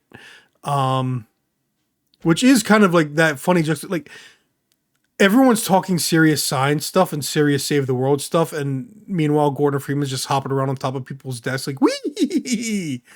Um, I loved it. when Isaac Clarke is voiced and you have that kind of control, it's really weird.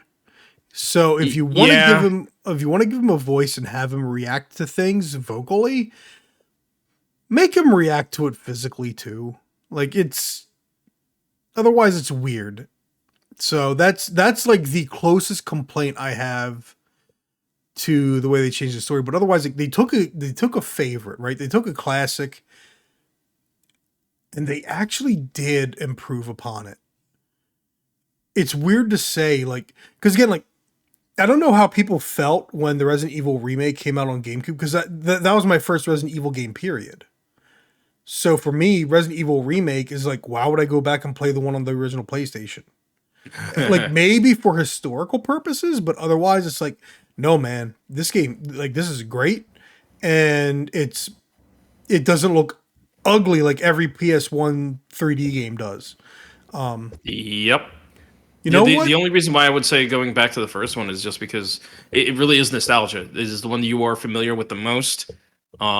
It is the one that like that look because of how it was and the way everything is laid out. That is the value that it has because the remake remixed all of the puzzles and then added a few other features and like a whole a whole side like not side quest but there was like a story within the story that you find out about, so it's like it ends up being that game plus um whereas the And original, like there's value in the original just because it is the original, and you know that's and essentially that. another way to put it is you might recall when Steven were like reference, I think it was the Final Fantasy VII remake. Actually, that might have been before I was really doing the podcast with you. I don't remember. But when like stuff like the Final Fantasy VII remake and other things where like people are like this this is totally how the developers originally saw it when they were making the original game. Like, this is the game they wanted to make, and it's like no, because No, they were this just coming off the Super Nintendo. This was amazing to like the Final Fantasy Final VII Fantasy we VII got is remake was is definitely not the game that they envisioned originally. no, it was not. So I hate stuff like that, but I do feel like if they were able to, this is closer to what the Dead Space, the original developers would have done if they had the technology to do it. Yeah, same. And I could it's say something similar about Metroid Prime Remastered too. Like, yeah. Now, granted, I don't think that's the case because again, I mean, we're talking 15 or more years later. So chances are there'd be a whole bunch of other junk that they do or something, but this has maybe. that feel like this is what if Dead Space were new today, it feels like this is what it would be, even though it's totally not. But it is like I don't know, man. It might be Callisto Protocol. uh, but that's the thing, like this is so good. This is so good. Like I don't want to say it like basically makes the original obsolete, but it kind of feels like it. Like, why would I play the original when I could play this? Um, and I might go back and play the original one day just to compare, just to see what they did change. Yeah. Um, because I am curious about like what's different between that and this. I mean, I know a few things, but I think there's still value in the original. In that it's I don't know because this one's remixed because it's not like it's not But it's it not being fully remixed remixed. doesn't, yeah, it's not fully remixed, but it having remixed elements and updated sections and controls and certain stuff, like I think that the original still has its own value because it's like it's not like they took the same game and updated it, right? Like the same exact game one to one, because that's kind of what Metroid Prime Remastered is doing. Like I think I'm gonna have a very hard time going back to the original Metroid Prime versus the remaster, right? I'm not sure why I would plug in the old one now, genuinely. Whereas I think I could still play the original Dead Space because it's not one to one this. It is surprisingly close though, and It is honestly, close. so I know it's funny I'm because it definitely gonna miss also that lighting for sure. it's going to be an whoop. I hit my microphone. It's going to be an interesting discussion though when Resident Evil 4 remake comes out because aside from Resident Evil 4 remake inspiring Dead Space directly, I know you're on media blackout. I did watch Game Informer's little gameplay demonstration that they put up, and it is looking it's looking more faithful than the original clip where the beginning looks completely changed. For which one again? Resident Evil 4.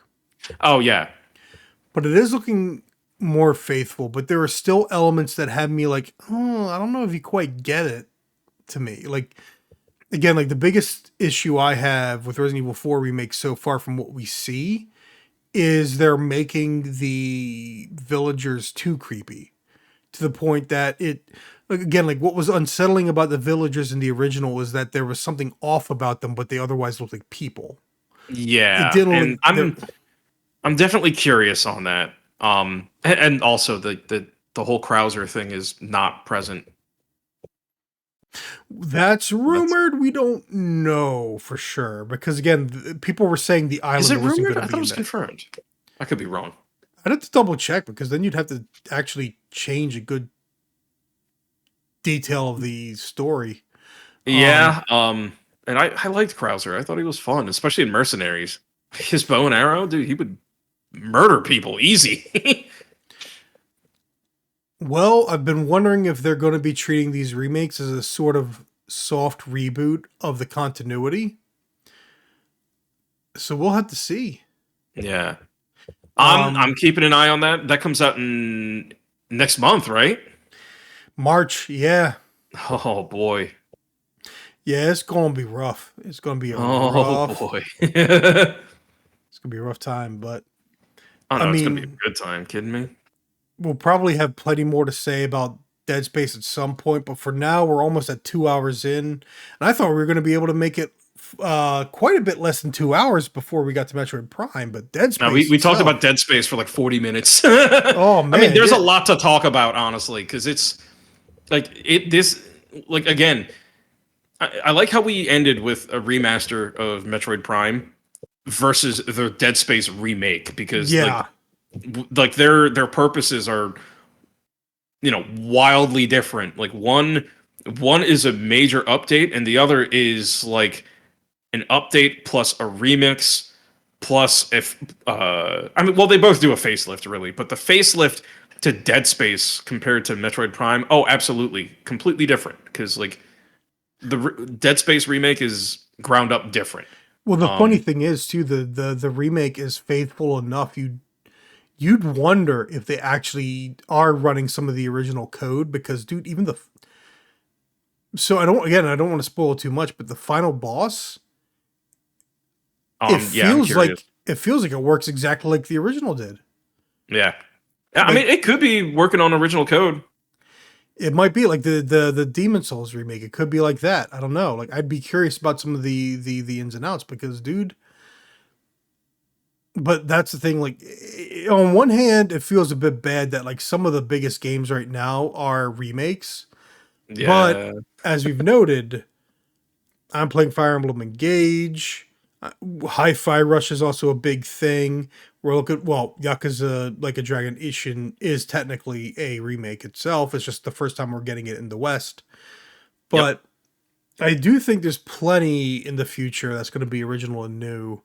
But it's like this is such a good start to the year, man. Like I feel like we've gotten more in the first month and a half, not even half of 2023 than we had most of 2022.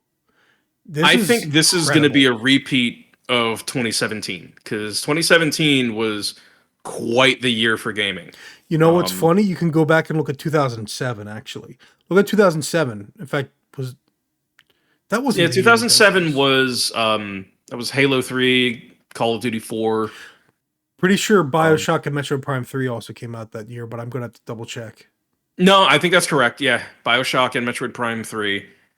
Like Super Mario Galaxy. I'll have to look at Wikipedia, but yes, like 2007, I'm pretty sure was a huge year in video gaming, It was. and so we might be entering another one of those, and it might Guitar actually Hero be 3, that was better. another one. I vividly remember that. So yeah, we're in a pretty significant Yeah. year. And granted, that even that year was bookended, right? Because Dead Island was 2006. Did not Dead Rising, Yeah, Dead Rising. That was 2006. 2006. And the year after that, I'm pretty sure Dead Space was 2008. Oh, that's one of the things that I also was one of my first thoughts as well. A BioShock remake in the vein of the Dead Space remake. Because BioShock, when I played it Oh, when I started playing the remaster of that a few years ago, I I was struck by the fact that this game needed its levels tied together more. Like it had some good level design, but it's like everything was separated. And then of course you have yeah. constantly spawning. That's another thing about Dead Space remake. There are now side quests. There's more room for you to backtrack than the original. Yeah, we forgot But to mention that. There's side quests. but and because I spent basically a whole hour or so doing nothing but trying to get every completionist thing I could get before moving to the end of the game. And I'm going to be honest, dude, necromorphs barely spawned.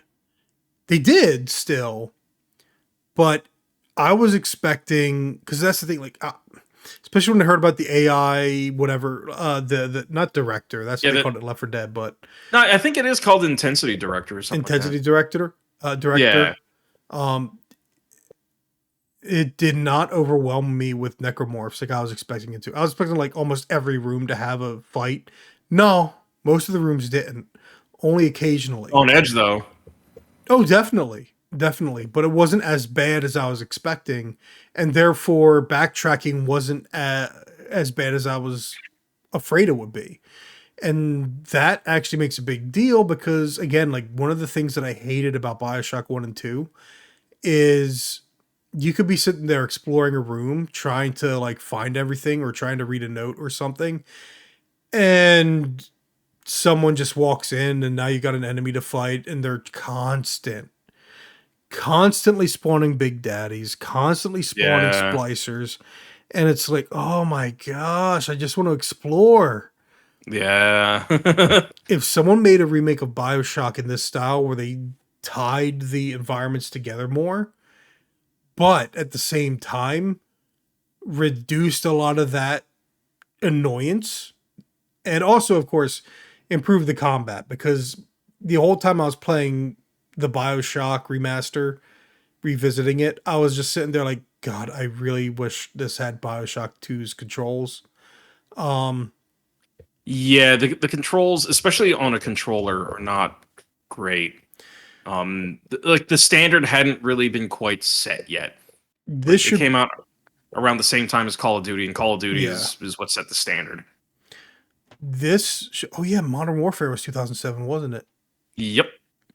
Man, 2007. This should be a blueprint for how to remake certain games of a certain type from a certain era. And Absolutely. I think it actually is kind of funny. It's like I'm thinking of games of 2007. Modern Warfare got remade. We're remaking Resident Evil 4, which is what, 2006. Well, there was a Modern Warfare remaster, and then there was the reboot, which is Yeah, completely that is just its own thing. it's just funny. Like now that we're entering the 2020s, we're digging into the nostalgia of the early 2000s. Hmm. So We are. that's kind of Yeah, funny. because all those people that grew up during that time are like they're adults now, and like there I know plenty of people that grew up like their console was the Xbox 360, not like us where for me it was like the Sega Genesis. For you it was like the Super Nintendo. Yep. I had an N64, but I played the Genesis more. I did not. I was a turncoat because of Final Fantasy VII on PlayStation. I mean, that's fair. That's But absolutely fair. no, that'll do it for now, though. We talked about some good games. We got 3D Rhythm Final Bar Line is going to be coming out next week, and that's going to Yep. be fun. Great go-to game. Modern Warfare 2 you're playing, and that's a game. Yeah, Uh, it's a fun time killer. You know, go in and have some multiplayer matches. Make my guns ridiculous. Fire Emblem Engage, pretty good. Having a good time with that for the most part. Resident Evil Village third person. I mean, why not go back to Resident Evil Village? Just because it Yeah, came out like 2021 doesn't mean you can't keep playing it over and over again. That game's so good. yeah, Hi-Fi Rush, again, really good, brand new first party Microsoft title. I hope it sets the tone for the year for them. yep. Metroid Prime Remaster. If you got to dig into the past, make it like this because it's holy crap. And Dead Oh my Space god, remake. Oh my goodness, Dead Space remake is definitely Game of the Year contender worthy. absolutely. I mean, it's going to be tough. This is going to be a tough year for my personal game of the year because we got two Yakuza games coming out. Yes, we do. Just saying, just saying. So We're gonna have an it's gonna be interesting. tough. We're gonna have an interesting discussion at the end of the year, especially because at this point, also, who knows where Steve's gonna land. Because Yeah, you and I are so. It's funny. That's my chair again. I joked with Steve about it. I was like, once upon a time, you and I were so in sync, and now we are so out of sync. What happened? he became a dad. Yeah, yeah. I mean, I do remember when his son was first born. I mean I, that like that's probably gonna be me at some point soon, giving birth and then being different. Mr. Mom Junior, that Junior. movie. That's the movie. That's the movie. Yeah. Oh my Yeah, it's goodness. So I mean, same might happen to me where I got to be conscious of a little one, but I don't know. That's going to be a different time. I'm very much looking forward to this year. There's also a whole other person that needs to be involved in that discussion. Yeah, there is, and that's a discussion we've been having. But anyway, Oh my goodness. yeah. Uh, but yeah, it's gonna be this year in gaming is gonna be real interesting because there are going to be surprises. There's going to be a lot of surprises. Like if there's anything that the Nintendo Direct showed me yesterday, it said we can't really count them out quite yet, especially when it comes to pricing their games.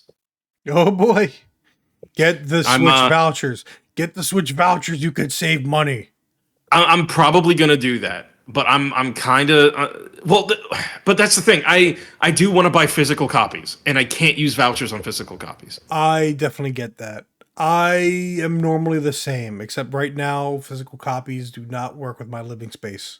So I am more My digital games than are in a I've ever been closet. before. You got a lot more space than I got. I'm gonna just I say do. that right now. All I right. do. I do. It's true.